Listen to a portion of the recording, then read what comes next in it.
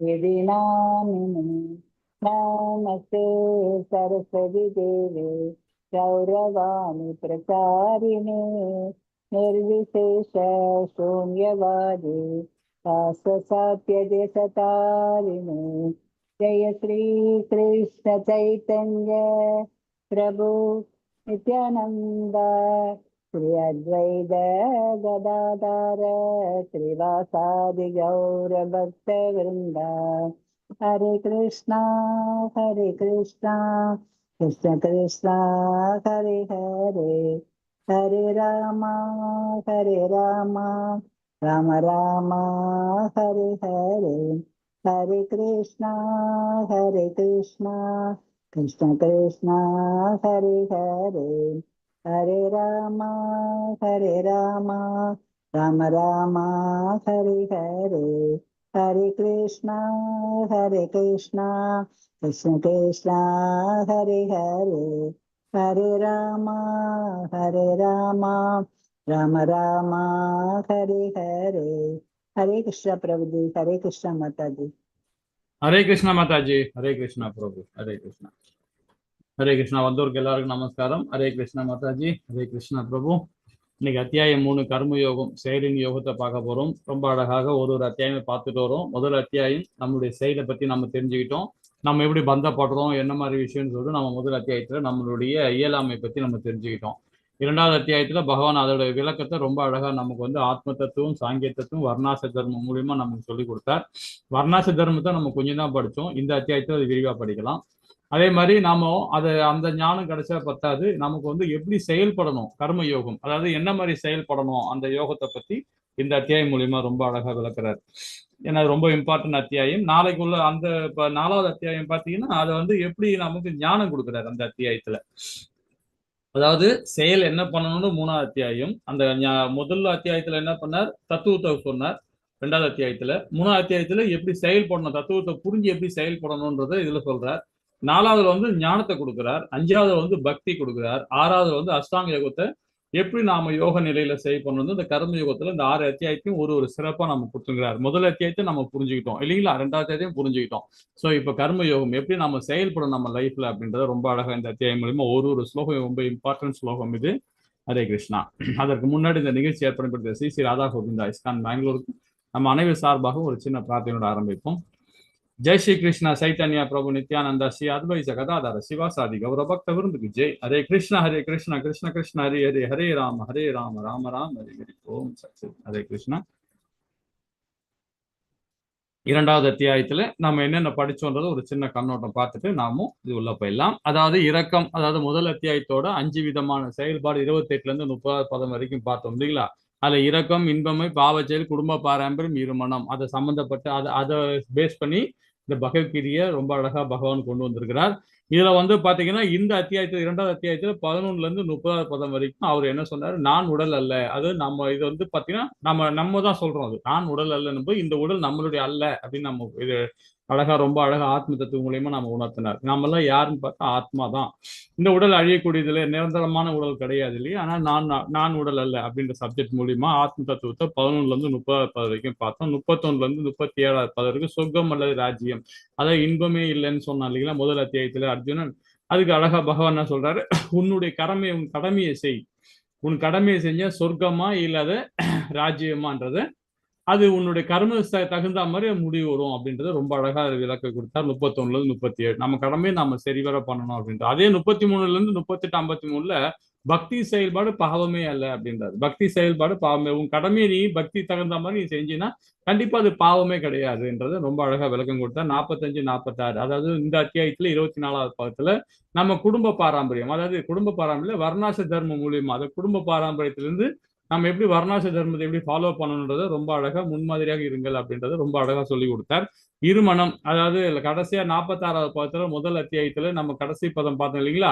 அதுல காண்டி பத்தி தேர்ல போட்டு உட்காந்துட்டான் அர்ஜுனன், அந்த இருமண டபுள் மைண்டோட. சோ அதுக்கு இந்த அத்தியாயத்தில் 2வது அத்தியாயத்தில் 41 ஸ்லோகத்துல விளக்கமா நமக்கு கொடுத்தாரு. உறுதியுடன் ஆண்டவருக்கு சேவை செய்யுங்கள் அப்படின்ற தலைப்புல நாம இதை படிச்சோம் இல்லைங்களா. சரி, நாம இப்ப பார்க்க போறது வந்து பாத்தீங்கன்னா இன்னைக்குள்ள அத்தியாயம் 3வது அத்தியாயம் கர்ம யோகம். நம்ம எப்படி செயல்படணும் அப்படின்றத நம்ம கொடுக்குறாரு. தத்துவத்தை சொல்லிட்டார். இப்ப நம்ம எப்படி செயல்படணும் புரிஞ்சு அப்படின்ற இதுல அர்ஜுன் நிறைய விஷயம் கேள்வி கேட்க ஆரம்பிக்கிறார். இந்த அத்தியாயத்தை தான் நிறைய கேள்வி கேட்கிறார். போன அத்தியாயத்திலும் கேட்டார், கடைசி தான் கேட்க ஆரம்பிச்சார். அந்த ஞானத்தை கொடுக்கும்போது தத்துவத்தை சொல்லும் போது அவர் கொஞ்சம் புரியாம வந்து கொஸ்டின் கேட்டா அதோட விளக்கத்தை நான் இந்த அத்தியாயத்திலையும் நான் முதல்ல இருந்து கேள்வி கேட்க ஆரம்பிச்சார்.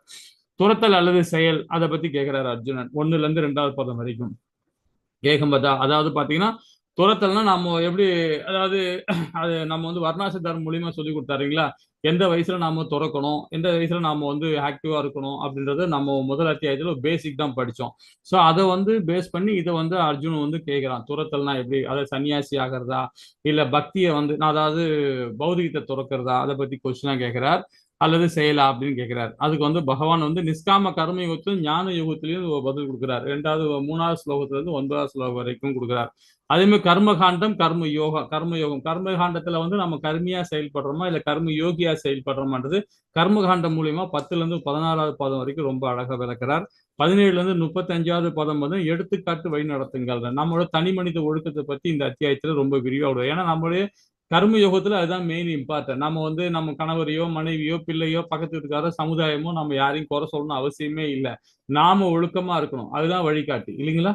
நாம தான் கரெக்டா இருக்கணுமே தவிர அடுத்தவங்களை நம்ம குறை சொல்றது இது தகுந்தது அல்ல. அது சொன்னாவே நாம ஆட்டோமேட்டிக்கா நம்ம ரசோகுணத்துக்கு போயிடுவோம், அந்த குணம் போயிடும். அப்போ வந்து உங்க கடமையை நம்ம சரிவர செய்ய முடியாது. அதனால நம்ம எடுத்துக்காட்டா நாம இருக்கணுமே தவிர அடுத்தவங்களை குறை சொல்றதை ஸ்டாப் பண்ணிட்டு இருக்கணும்ன்றத ரொம்ப அழகா இந்த அத்தியாயத்துல 35வது பதம் வரைக்கும் பகவான் ரொம்ப விளக்குறார். அது மிகப்பெரிய எதிரி யாருன்னு பாத்தீங்கன்னா காமம், கோபம், பேராசை. நம்ம நேற்று பார்த்தோம் இல்லைங்களா.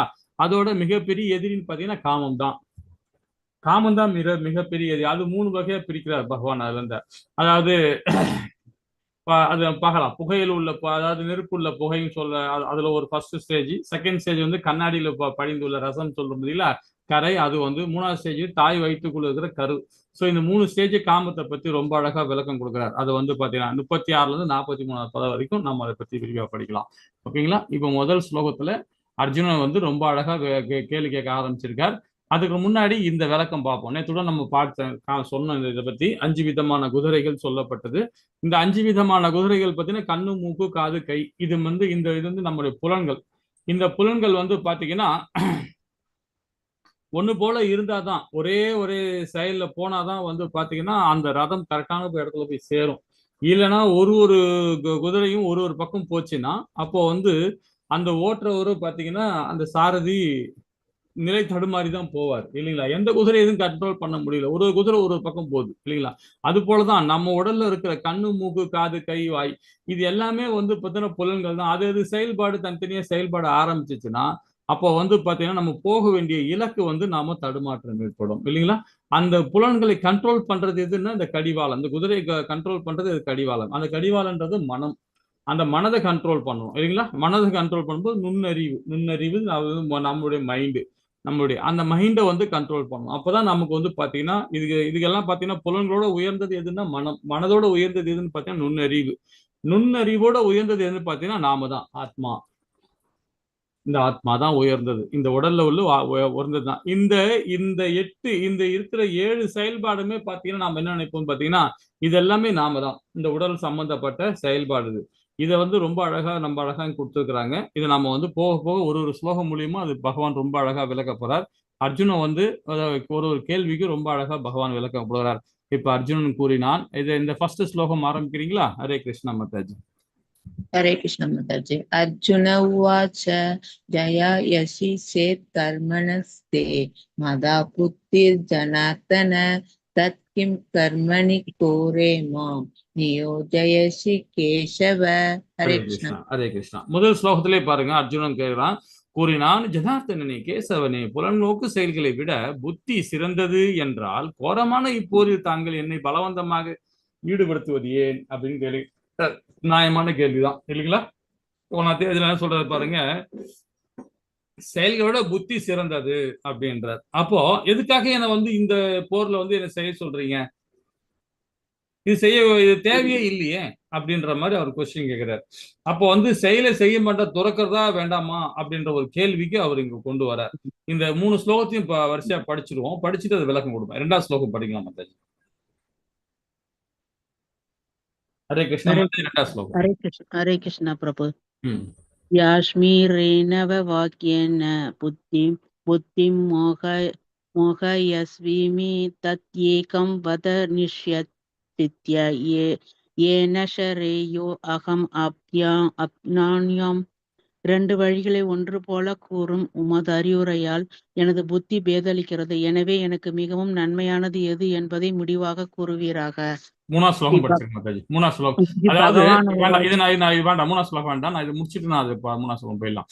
இப்போ இந்த 2 கேள்விக்குமே பாருங்க, 2 ஸ்லோகத்துக்குமே அர்ஜுனன் கேட்கறது என்னன்னா, அதாவது பலநோக்கு செயல்கள் அப்படின்னு பாத்தீங்கன்னா பந்தப்பட்ட வாழ்க்கை, அதாவது இந்த சமுதாயத்துல அதாவது பந்தப்பட்ட வாழ்க்கைன்னு சொல்லும் போது பௌதிகத்தன்மையான வாழ்க்கை. சோ அந்த வாழ்க்கை, அந்த செயலை விட அதை விட புத்தி சிறந்ததுன்றார். புத்தின்னும் போது என்ன பண்ணுவோம், நம்ம ஞானம் படிப்போம், அதாவது கீதை படிக்குது, அப்புறம் வந்து ஸ்ரீமத் பாகவதம் படிக்குது, வேதம் படிக்குது, உபநேசங்கள் எல்லாம் படிக்குது, அதுதான் சிறந்தது, செயலை விட அது சிறந்தது அப்படின்னு சொல்றாரு. அப்ப எதுக்காக எனக்கு இந்த போர்ல என்னை வந்து பலவந்தமா ஈடுபடுத்துறீங்க, என்னை விட்டுருங்கன்ற அர்த்தத்துல ஒரு கேள்வி கேட்கிறார். அப்போ திரும்பவும் அதே திருப்பி ரிப்பீட்னா அது கண்டினியூ பண்றாரு. 2 வழிகளை ஒன்று போல கூறும் ஒரு அறிவுரை என்ன புத்தியால் பேதலிக்கிறது அப்படின்றார். 2 விஷயமே எனக்கு கொஞ்சம் குழப்பி விடுது, எனக்கு சரியான விளக்கம் எனக்கு கொடுங்க அப்படின்னு கேட்கிறாரு. அப்போ 2வது அத்தியாயத்துல நாம் நேற்று படிச்சல 47வது பதத்துல என்ன சொல்லப்படுதுன்னா, உனக்கு விதிக்கப்பட்ட கடமையை செய்ய மட்டுமே உனக்கு அதிகாரம் உண்டு, இல்லைங்களா? நேற்று நம்ம அதாவது 2வது அத்தியாயத்துல பத்தி படிச்சோம் 47ல. ஆனால் செயல்களின் பலனிலே உனக்கு அதிகாரம் இல்லை, உமது செயல்களை விளைவுகளுக்கு உன்னையே காரணம் ஒருபோதும் எண்ணாதே, கடமையை செய்யாமல் இருக்க ஒருபோதும் பற்றுதல் கொள்ளாதே அப்படின்றத இந்த பகவான் வந்து இந்த நேற்று சொன்ன விளக்கத்தை இங்க திருப்பியும் பகவான் வந்து ரிப்பீட்டா சொல்ல வர்றார். என்ன சொல்றாருன்னா, உன் கடமை என்ன, அதை மட்டும் நீ செய். இப்ப இந்த 2 கேள்விக்குள்ள பதில் என்ன கேட்கிறோம் பாத்தீங்கன்னா, எது சிறந்ததுன்னு கேட்கிறோம். அப்ப எது சிறந்ததுன்னு சொல்லும் போதே பாத்தீங்கன்னா நாம என்ன புரிஞ்சுக்கிறோம், அதுல இருந்து நம்ம வந்து பாத்தீங்கன்னா பற்றோட இருக்கலாம். 2 விஷயத்துலயுமே வந்து எதிர்பார்த்து செயல்படுறான். இப்ப நம்ம நிறைய படிக்கிறோம், எதுக்காக படிக்கிறோம், பகவானுக்காக தான் படிக்கிறோமே தவிர நமக்காக நம்ம ஞானம் கிடைச்சிச்சு, நம்ம கிடைச்சா என்ன ஆகும்னா, நிறைய படிக்க நமக்கு நிறைய ஞானம் கிடைக்கும். அந்த ஞானத்தை பகவானுக்காக நாம செலவு பண்ணுமே தவிர நமக்காக நம்ம யூஸ் பண்ணும்போது பாத்தீங்கன்னா, அப்ப நாம எதிர்பார்த்து நாம செய்யலாம். இப்ப பகவத்கீதை கிளாஸ் எடுத்துட்டு இருக்கோம், இதனால எடுத்தா புண்ணியம் அப்படின்னு நினைச்சா அது பந்தப்படும். அது வந்து பாத்தீங்கன்னா அது பலனே கிடையாது. இது என்னுடைய கடமை, நான் வந்து இந்த பகவத்கீதை கிளாஸ் எடுக்கணும், அதை கேட்கறது கடமை, அவங்க கடமை. அந்த மாதிரி நம்ம அது இதா எடுத்துக்கணுமே தவிர, கிரெடிட்டா எடுத்துக்கணுமே தவிர, அது கிரெடிட்டா எடுத்துக்கிட்டோம்னா நமக்கு அது ப்ராப்ளம். அதனால அதை வந்து எதுவுமே எதிர்பார்க்காம நம்ம பாட்டு நம்ம வேலையை நம்ம செஞ்சுட்டு இருக்கணும், இல்லைங்களா? அதுதான் இங்க சொல்றாரு, கடமை உனக்காக விதிக்கப்பட்ட கடமையை செய் மட்டுமே உனக்கு அதிகாரம் உண்டு, ஆனால் செயல்களின் பலன்களில் உனக்கு அதிகாரம் இல்லை என்றார். நம்ம சொல்ல வேண்டியதே சொல்றோம், செய்ய வேண்டியதே செய்கிறோம், அவ்வளவுதான். இதுதான் நம்ம வேலையை தவிர அதுல வர கிரெடிட்டை நம்ம எதிர்பார்த்தோம்னா கண்டிப்பா நமக்கு வந்து திரும்பவும் நம்ம அந்த பௌதிகத்தில் தான் போவோம், இல்லைங்களா? இதுக்கு ஒரு விளக்கம் பாத்தீங்கன்னா, நம்ம சொல்ற மாதிரிதான், ஒரு விதை வைக்கிறோம், ஒரு செடி வருது, அது மரமா வருது, மரமா நிறைய பூ பூக்குது, நிறைய காய் காய்க்குது, அதுக்கப்புறம் பழமா நிறைய பழம் நம்ம கிடைக்குது, அறுவடை பண்றோம், இல்லைங்களா? இதனால நம்ம எங்கிருந்து ஆரம்பிக்கிறோம், ஒரு நல்ல காரியம் பண்ணும்போது 1000 நல்ல காரியங்கள் வரும். ஆனா அதுக்காக எதிர்பார்த்தா நம்ம செய்யறோம், இதனால சமுதாயம் மேன்மை அடையும், நிறைய மக்கள் இதனால நல்லது நடக்கும் அப்படின்னு தான் நம்ம ஒரு காரியம் செய்யறோமே தவிர, நமக்காக அந்த காரியம் செய்யறோம் அப்படின்னு சொன்னாவே அப்போ வந்து பாத்தீங்கன்னா அதுல பந்தப்படுவோம். அது வந்து பாத்தீங்கன்னா கர்ம யோகி கிடையாது, அவர் கர்மியாகிறார். அதே மாதிரி பாவகரமான காரியம் அப்படிதான், ஒரு பாவத்தை செய்யணும் 1000 பாவங்கள் நமக்கு முன்னாடி வந்து நிற்கும், இல்லைங்களா? இதை பத்தி எல்லாம் விரிவா இந்த அத்தியாயத்துல ரொம்ப அழகா கொடுக்க போறார். 2வது அத்தியாயத்திலேயே நம்ம 11ல இருந்து 30 வரைக்கும் என்ன படிச்சோம், ஆத்ம தத்துவத்தை விளக்கி படிச்சோம், இல்லைங்களா? ஆத்ம தத்துவத்தை பகவான் ரொம்ப அழகா விளக்கம் கொடுத்தார். அதே அத்தியாயத்திலேயே வந்து பாத்தீங்கன்னா 38ல இருந்து 53 வரைக்கும் நம்ம என்ன படிச்சோம்னா, எதிர்பார்ப்பு இல்லாம நம்மளுடைய கடமையை செய்யணும்ன்றதை நாம 2வது அத்தியாயத்துல நம்ம விரிவால பார்த்தோம், இல்லைங்களா? இப்ப 2 விளக்கமும் நம்ம படிச்சுட்டோம். இப்போ வந்து பாத்தீங்கன்னா பகவான் இதுல இருந்து கொடுக்க போறார், அவர் என்ன பாயிண்ட் ஆஃப் வந்து கொண்டு வராரு பார்ப்போமா? ஹரே கிருஷ்ணா மாதாஜி, 3வது பதம். हरे कृष्ण प्रभु। श्री भगवान उवाच लोके अस्मिन् त्वद्विधा निष्ठा पुरा प्रोक्ता मायनः ज्ञानयोगेन साङ्ख्यानां कर्मयोगेन योगिनां புருஷோத்தமன முழுமுதற் கடவுள் கூறினார், பாவங்களற்ற அர்ஜுனா, இருவகையான மனிதர்கள் தன்னுணர்விற்காக முயற்சி செய்வதாக நான் முன்பே விளக்கினேன். சிலர் சாங்கிய தத்துவ சிந்தனையாலும் பிறர் பக்தி தொண்டினாலும் தன்னுணர்வினை அடைய முயற்சி செய்கின்றனர். ஹரே கிருஷ்ணன். ஹரே கிருஷ்ணா. இப்ப 2 விதமான செயல்பாடு இல்லைங்களா, பாவங்கற்றன். இப்போ நம்ம இதுல முக்கியமான விஷயம், நேற்று நம்ம படிச்சோம், நம்ம சாங்கி தத்துவத்தையும் படிச்சோம், வர்ணாச தர்மத்தையும் படிச்சோம், ஆத்ம தத்துவத்தையும் தத்துவத்தை படிச்சோம். இங்க என்ன சொல்றது அப்படின்னா, தன்னுணர்வுக்காக முயல்வதை நான் முன்பே விளக்கினேன் அப்படின்ற. சிலர் சாங்கிய தத்துவம் சிந்தனையாலும் அப்படின்றது பக்தி தொண்டு தன்னுணர்வினை அடைய முயல்கின்றனர். 2 விதமான செயல்பாடு. இப்ப சாங்கிய தத்துவம் என்ன, பக்தி தொண்டு என்ன, ரெண்டுத்துக்கும் விளக்கம் கொடுக்க முடியுமா யாராவது? சாங்கி தத்துவம்னா என்ன சொல்லப்பட்டது, பக்தி தொண்டுனா என்ன? இது நம்ம சாங்கி தத்துவம் இங்க படிச்சோம். நம்ம உங்களுக்கு உங்களோட புரிதல் எப்படின்னு தெரிஞ்சுக்கலாம் கேட்கிறேன். ஹரே கிருஷ்ணா. சாங்கிய தத்துவம்னா நம்மளே என்ன தோணுதோ, நமக்கு என்ன இது பண்றோமோ அது பண்றது பிரபுஜி. மத்தவங்களுடைய இத கேட்டு நடக்கிறது அப்படின்னு நான் நினைக்கிறேன் பிரபுஜி. Okay okay. அதாவது நீங்க என்ன சொல்ல வரீங்கன்னு பாத்தீங்கன்னா, நமக்கு என்ன தோணுது அதை நம்ம செய்யறது இல்லீங்களா, அப்படிதான் சொல்ல வரீங்க? தன் உணர்வு, நம்மளுடைய உணர்வு என்ன சொல்லுதோ அதுபடி செய்யறது. ஓகே, சரி. அது எந்த உணர்வுல நீங்க அதை ஜட்ஜ்மெண்ட் பண்றீங்க? அதை எந்த உணர்வு? 2 உணர்வு இருக்கு. ஒண்ணு கடமைக்காக செய்யறது, ஒண்ணு கடமைக்காக செய்யறது பிரபு, ஒண்ணு நம்ம சொந்த விருப்பத்துக்காக செய்யறது பக்தியோட. கடவுளுக்கு மட்டும், முழு முதற் கடவுளான கடவுளை மட்டும் நினைக்கிறது. ஓகே. சாங்கிய தத்துவம் சொல்லப்படுறதே பாத்தீங்கன்னா முக்கியமா எதிர்பார்ப்பு இல்லாமல், அதாவது பகவானுக்காக செய்யற செயல் ஒண்ணு இருக்கு. இது பக்தி தொண்டுல வரும். சாங்கிய தத்துவத்துல என்ன சொல்லப்படுதுன்னு பாத்தீங்கன்னா, வேதங்களை புரிந்து நாம பிரதிபலன் எதிர்பார்க்காம செய்யக்கூடியதுதான் பக்தி தொண்டு. ஆனா அதுல என்ன சாங்கிய தத்துவம் என்ன வரும்னா, உன்னுடைய கடமையே நீ செய் அப்படின்றது. அதுலயே என்ன சொல்றாருன்னா, குறைஞ்சபட்சமாவது நீங்க பக்தி தொண்டுல உங்களுக்காவது செயல்படுங்க தான் பகவான் பகவத்கீதையில ஒரு சில இடத்துல குறிப்பிட்ட. அதே சாங்கியத்துல அதான் சொல்லப்படுது. அதாவது வேத சட்டங்கள் சொல்லப்பட்ட ஒர்க்கிலே அதுலயே பாத்தீங்கன்னா அழகு சொற்கள் சொல்லுவாங்க. அந்த வேதத்திலே நிறைய சொற்கள் அழகு சொற்கள். அது சில பேர் கவரக்கூடிய சொற்கள். அது அந்த சொற்களை கவர்ந்து என்ன பண்ணுவாங்க, கண்மூடித்தனமாக மூட நம்பிக்கை மூலியமா செயல்படுவாங்க. சோ இதெல்லாம் தவிர்க்கப்பட வேண்டியதுதான் சாங்கிய தத்துவத்தை ரொம்ப அழகா விளக்க கொடுக்குறாங்க சாங்கிய தத்துவத்துல. அதாவது சிந்தனையிலும் பிறர் பக்தி தொண்டாலும் தன்னுணர்வின் அடைய முயல்கின்றனர் அப்படின்னா, அப்ப ரெண்டுமே பக்தி தான். ரெண்டுமே உயர்நிலையான பக்தி தான். ஆனா சாங்கிய தத்துவம் சொல்ல வர்றது என்னன்னா, அதாவது கனிஷ்டக அதிகாரியுடைய செயல், அதே மத்தியம அதிகாரியுடைய செயல் தான் சாங்கிய தத்துவத்துல வரும். பக்தி தொண்டுன்னு சொல்லும் போது அதுதான் முத்தம அதிகாரியுடைய செயல்பாடு. முத்தம அதிகாரியுடைய செயல்பாடு அது. சாங்கிய தத்துவத்தை நம்ம முதல்ல ஃபாலோ பண்ண ஆரம்பிச்சாவே ஆட்டோமேட்டிக்கா பக்தியில நம்ம வந்துட முடியும் இல்லைங்களா. அதுதான் பகவான் இந்த 2 ஸ்லோகத்துக்குள்ள விளக்கம் கொடுக்கிறார். அதாவது 2 வகையான மனிதர்கள் இருக்காங்க இல்லைங்களா. ஒரு வகை மனிதர்கள் பார்த்தீங்கன்னா பௌதிகமான சம்பந்தப்பட்ட விஷயங்கள், அதாவது டாக்டர் படிச்சிருப்பாங்க, இன்ஜினியரிங் படிச்சிருப்பாங்க, ஒரு பெரிய உத்தியோகத்துல இருப்பாங்க, ஒரு இது இருப்பாங்க, ஒரு இதுல இருந்து ஆன்மீகவாதியா இருப்பாங்க. சோ இது ரெண்டுமே பாத்தீங்கன்னா ஒரு சில பண்ண முடியுமா பாருங்க, கொஞ்சம் யோசனை பண்ணி பாருங்க. கொஞ்சம் கடினமா இருக்கும் இல்லைங்களா, கொஞ்சம் கடினமாக. 2 வகையான மனிதர்கள் இருக்கும்போது பார்த்தீங்கன்னா கொஞ்சம் கடினமா தான் இருக்கும். இப்ப டாக்டர் படிச்சவங்க போய் அவர் அந்த உத்தியோகத்தெல்லாம் விட்டுட்டு நீங்க பக்தியில வாங்க அப்படின்னு சொன்னா முடியுமா? முடியாது இல்லைங்களா. சோ அதுதான் 2 வகையான மனிதர்கள் இருக்காங்க. இந்த சாங்கிய தத்துவம் மூலியமாக இந்த முதல் மனிதர், அதாவது பௌதிக சம்பந்தப்பட்ட பௌதிக ஞானம் உடையவர், அதாவது ஒரு இன்ஜினியர், ஒரு பெரிய ஒரு உத்தியோகத்துல உள்ளவர், ஒரு இதுல உள்ளவர், பணம் சம்பாதிக்கிற வகையில உள்ளவர் பார்த்தீங்கன்னா அவர் பௌதிக தன்மையில தான் இருக்கிறார். அது பௌதிக ஞானம், ஆன்மீக ஞானம் கிடையாது, பௌதிக ஞானம். அப்போ அது பௌதிக ஞானம் இருக்கும்போது பாத்தீங்கன்னா அதுல சாங்கி தத்துவம் மூலியமாக தனக்குன்னு செஞ்சா கூட அது பொது உடைமையா செய்யுன்னு சொல்றதுதான் அந்த தத்துவம் நமக்கு விளக்குது இல்லைங்களா. அப்போ பக்தி தொண்டுன்ற போது பாத்தீங்கன்னா ஆன்மீகவாதிகளுடைய அந்த செயல்பாடு நம்ம வர்றதுதான் 2 வகையான மனிதர்கள்.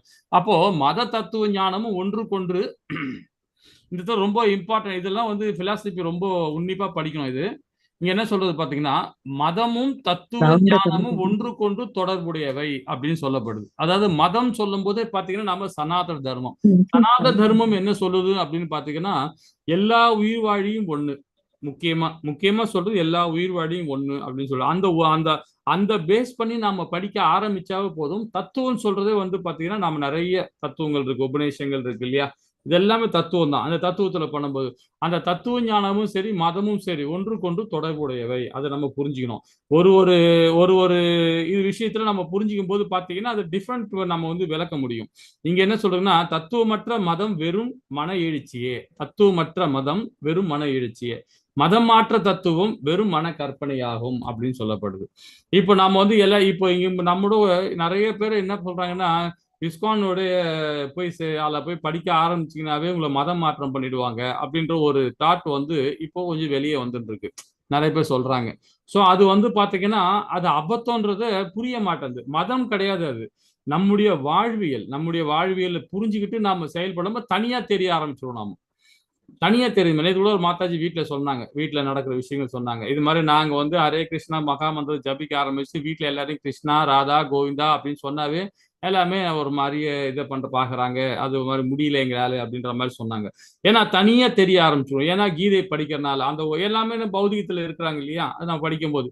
அதனால தான் இங்கே சொல்ற தத்துவம் மற்றும் மதம் வெறும் மன எழுச்சியே தான். அது மதமாற்ற தத்துவம் வெறும் மன கற்பனையாகவும் சொல்லப்படுது. நம்முடைய வாழ்வியல் இது. வாழ்வியல புரிஞ்சிக்காம நாம நிறைய பேர் வந்து அது செயல்படுறாங்க இல்லைங்களா? அதுதான் ரொம்ப அழகா அது விளக்கம் கொடுக்குறார் பகவான். இன்னும் இந்த விஷயமா இந்த செயல்ல இருந்து ஏன் விலக்கி கொள்றோம் அப்படி பத்தி இந்த ஸ்லோகம் மூலியமா சொல்ல போறார். 4வது ஸ்லோகம் மாதாஜி. யாராவது படிக்கிறீங்களா மாதாஜி? ஹரே கிருஷ்ணா. ஹரே கிருஷ்ணா. நா கர்மணாம் அனாரம்பான் நைஷ்கர்மியம் புருஷோமுதே நா ச சந்நியசனாத் ஏவ சித்திம் சமதி கச்சதி. செயல்களிலிருந்து விலகிக் கொள்வதால் விளைவுகளிலிருந்து ஒருவன் விடுதலை பெற முடியாது. துறவால் மட்டும் பக்குவமடைதல் என்பது இயலாததாகும். ஹரே கிருஷ்ணா. ஹரே கிருஷ்ணா. அழகா படிச்சீங்க. இதுல ரொம்ப அழகா என்ன சொல்ல போதுன்னா, செயல்ல இருந்து விலகி கொள்வதால் விளைவிலிருந்து ஒருவன் விடுதலை பெற முடியாது. இப்ப பாத்தீங்கன்னா நிறைய பேர் பாத்தீங்கன்னா ஏதாவது தொழில் ரீதியாவோ குடும்ப பிரச்சனையிலோ சமுதாய பிரச்சனையிலோ ஏதோ ஒரு பிரச்சனையில இருந்து என்ன பண்றாங்க, விட்டுட்டு குடும்பத்தை விட்டுட்டு டக்குன்னு எங்கேயாவது காசிக்கு எங்கேயாவது துறவரம் போறாங்க. துறவரம் போயிட்டு எங்கேயாவது போய் உட்காந்துக்கிறாங்க. அங்க போயிட்டு குடும்பத்தை கவனிக்கிறது கிடையாது. ஸோ அந்த மாதிரி போறது வந்து பார்த்தீங்கன்னா ரொம்ப ரொம்ப அபத்தம். அது அந்த மாதிரி செயலே செய்யக்கூடாது. அது வந்து தவிர்க்கப்படணும்ன்றார். அதே மாதிரி துறவால் மட்டுமே பக்குவமடைதல் என்பதும் இயலாத காரியம் அப்படின்றார். அதாவது ஒரு செயலை செய்யறவன் அதுல இருந்து விலக்கி கொண்டாலும் அது வந்து விடுதலை பெற முடியாது. அதே மாதிரி துறந்துட்டு போய் இருந்தாலும் அதுவும் பக்குவம் என்பது இயலாத காரியம் அப்படின்றார். அப்போ செயலை வந்து செய்யாமல் இருக்கக்கூடாது. அதே மாதிரி துறவுன்ற வார்த்தை வந்து பாத்தீங்கன்னா பக்குவமும் அதுவும் கிடையாது. பக்குவம் கிடையாது. ஏன்னா நாம வந்து பாத்தீங்கன்னா உண்மையை சொல்ல போனா நாம வந்து அந்த பக்குவ நிலை யாருமே இந்த கலிகாலத்துல வர முடியாது. துறவுன்னாவே ரொம்ப கடினமான செயல். திடீர்னு கோபம் வரும், திடீர்னு சந்தோஷம் இருக்கும், திடீர்னு ஒரு பிரச்சனை வரும், இதுவாவது ஃபேஸ் பண்ணணும் அப்படின்னும் போது பாத்தீங்கன்னா அந்த துறவு வாழ்க்கையில் உள்ளவங்களுக்கு அதை வந்து செயல்படுத்தவே முடியாது. எப்பவுமே சரி, இப்போ ஒரு கோவில் நிர்வாகம் பண்றவங்க யாரா இருந்தாலுமே சரி, அவர் ஒரு துறவியே தான் இருப்பார். கோவில் நிர்வாகம் பண்றவங்க இந்த எது வந்தாலும் சரி ஒரு சன்னியாசி தான் இருப்பாங்க, ஒரு பிரம்மச்சாரியா இருப்பாங்க. ஸோ அவங்களுக்கும் பாத்தீங்கன்னா ஒரு கோவில ஒரு வேலை நடக்குதுன்னா அந்த வேலையை சரிவர செய்யல முடியல அப்படின்னும் போது அப்போ ஒரு கோபம் வரதான் செய்யும். அப்ப ஆட்டோமேட்டிக்கா ரசகுணம் போகும் இல்லைங்களா? துறவரம் போறவங்களுக்கு அந்த கோபம் வரக்கூடாது. சன்னியாசிக்கு கோபம் வரக்கூடாது. ஆனா அவங்களுக்கு கோபம் வருதுன்னா அப்ப வந்து செயல் வந்து அதுல பந்தப்படுறாங்க இல்லைங்களா? சோ அதுதான் இங்க ரொம்ப இம்பார்ட்டன்டா பகவான் கொடுக்குறாரு. செயல் விளைவு. நாம வந்து ஒரு செயல் பண்றோம், அதனால விளைவு நாம ஏற்படுது இல்லைங்களா? அந்த விளைவு எதிர்பார்க்காம நம்ம செயல்படணும்ன்றதான் இந்த ஸ்லோகம் மூலியமா அவர் பகவான் சொல்ல வர்றார். அதுதான் இந்த ஸ்லோகத்துல செயல்களிலிருந்து விலகி கொள்வதும் விளைவிலிருந்து ஒருவன் விடுதலை பெற முடியாது. துறவால் மட்டுமே பக்குவம் அடைவது என்பது இயலாத காரியம் அப்படின்னு சொல்ல வர்றார். அப்போ பக்குவமற்ற துறவினால் எந்த பலனும் அல்ல அப்படின்னு. இப்போ ஒருத்தர் நான் சொன்ன விஷயம் தான், ஒருத்தர் எல்லா ஃபேமிலியிலும் பிரச்சனை, சமுதாயம் பிரச்சனை, ஊர்ல பிரச்சனை, இந்த மாதிரி பிரச்சனை போது ஒரு துறவரம் போறாருன்னு வச்சுங்களேன். அப்போ வந்து பாத்தீங்கன்னா அந்த துறவரத்துக்கும் அது வந்து இது கிடையாது. அதுதான் வந்து மித்தியாசாரம்னு சொல்லுவாங்க. போலி மனிதர்களா அவங்க செயல்பட ஆரம்பிச்சிடும். அவங்க போற ட்ராக் வந்து என்னைக்குமே தப்பா தான் போயிட்டு இருக்கும். ஆனா அவங்க பாத்தீங்கன்னா காவிய உடை போட்டிருப்பாங்க, அதாவது செஃப்ரான் ட்ரெஸ் போட்டு இருப்பாங்க. அந்த செஃப்ரான் ட்ரெஸ் போட்டுக்கிட்டு அவங்க வந்து நம்ம என்ன பண்ணுவோம், செஃப்ரான் ட்ரெஸ் போட்டாவே நாம என்ன பண்ணுவோம், ஓ சாமியாரு 2 வார்த்தை வந்து அந்த வேதத்துல உள்ள ஒரு அழகான சொற்களை பேசுவார், அதை சொல்லி கவர் பண்ணுவார்.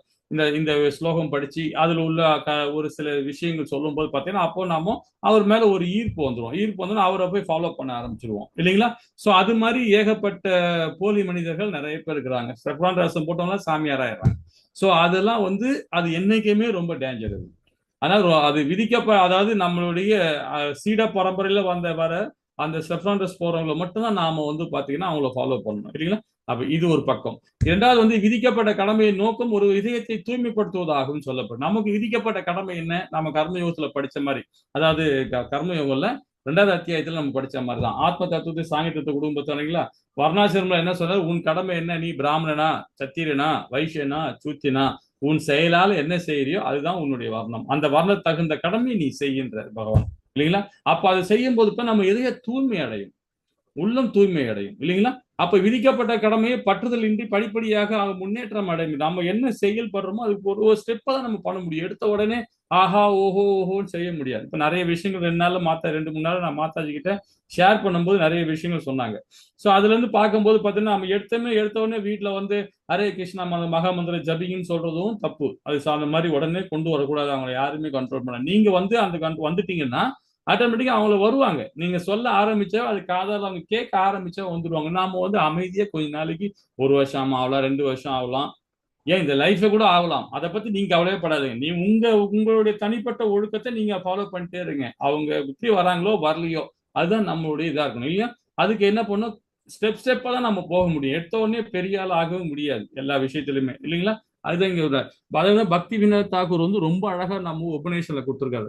என்னுடைய பாத்தீங்கன்னா ஒரு ஸ்டெப்பா தான் நாம போகணுமே தவிர எடுத்த உடனே நேரா நாம அந்த ஸ்தானத்துல உட்கார முடியாதுன்றத ரொம்ப அழகா சொல்லியிருக்காரு உபநிஷங்கள்ல. சரி, இந்த 5வது ஸ்லோகம் என்ன சொல்லுது பாப்போமா? ஹரே கிருஷ்ணா மாதாஜி. ஹரே கிருஷ்ணா பிரபு. நஹி கச்சின் க்ஷணம் அபி சாது திஷ்டத் யகர்ம கிருத் காரியதே யஹ வஷ் கர்ம சர்வ பிரகிருதி ஜயர் குணைக. பௌதிக இயற்கையிடமிருந்து பெறப்பட்ட குணங்களுக்கு தகுந்தாற் போல ஒவ்வொருவரும் சுதந்திரம் ஏதுமின்றி செயல்படுவதற்கு வற்புறுத்தப்படுகின்றனர். எனவே ஒரு கணம் கூட செயல்கள் எதையும் செய்யாமல் இருப்பது எவருக்கும் சாத்தியமல்ல. ஹரே கிருஷ்ணா. ஹரே கிருஷ்ணா மாதாஜி. இங்க என்ன சொல்றதுன்னா பௌதிக இயற்கை அப்படின்னு பாத்தீங்கன்னா இந்த இயற்கை இது இல்லையா. 2 விதமான நமக்கு உலகம் இருக்கு. என்ன உலகம்? 2 விதமான. ஒண்ணு பௌதிகமான உலகம், 2வது ஆன்மீக உலகம். இப்ப இந்த பௌதிகமான உலகத்துல நாம இருக்கும் போது பாத்தீங்கன்னா அதுல முக்குணங்கள் இருக்கு. முக்குணங்கள் என்ன குணம் சொல்லியிருக்கோம் நாமோ?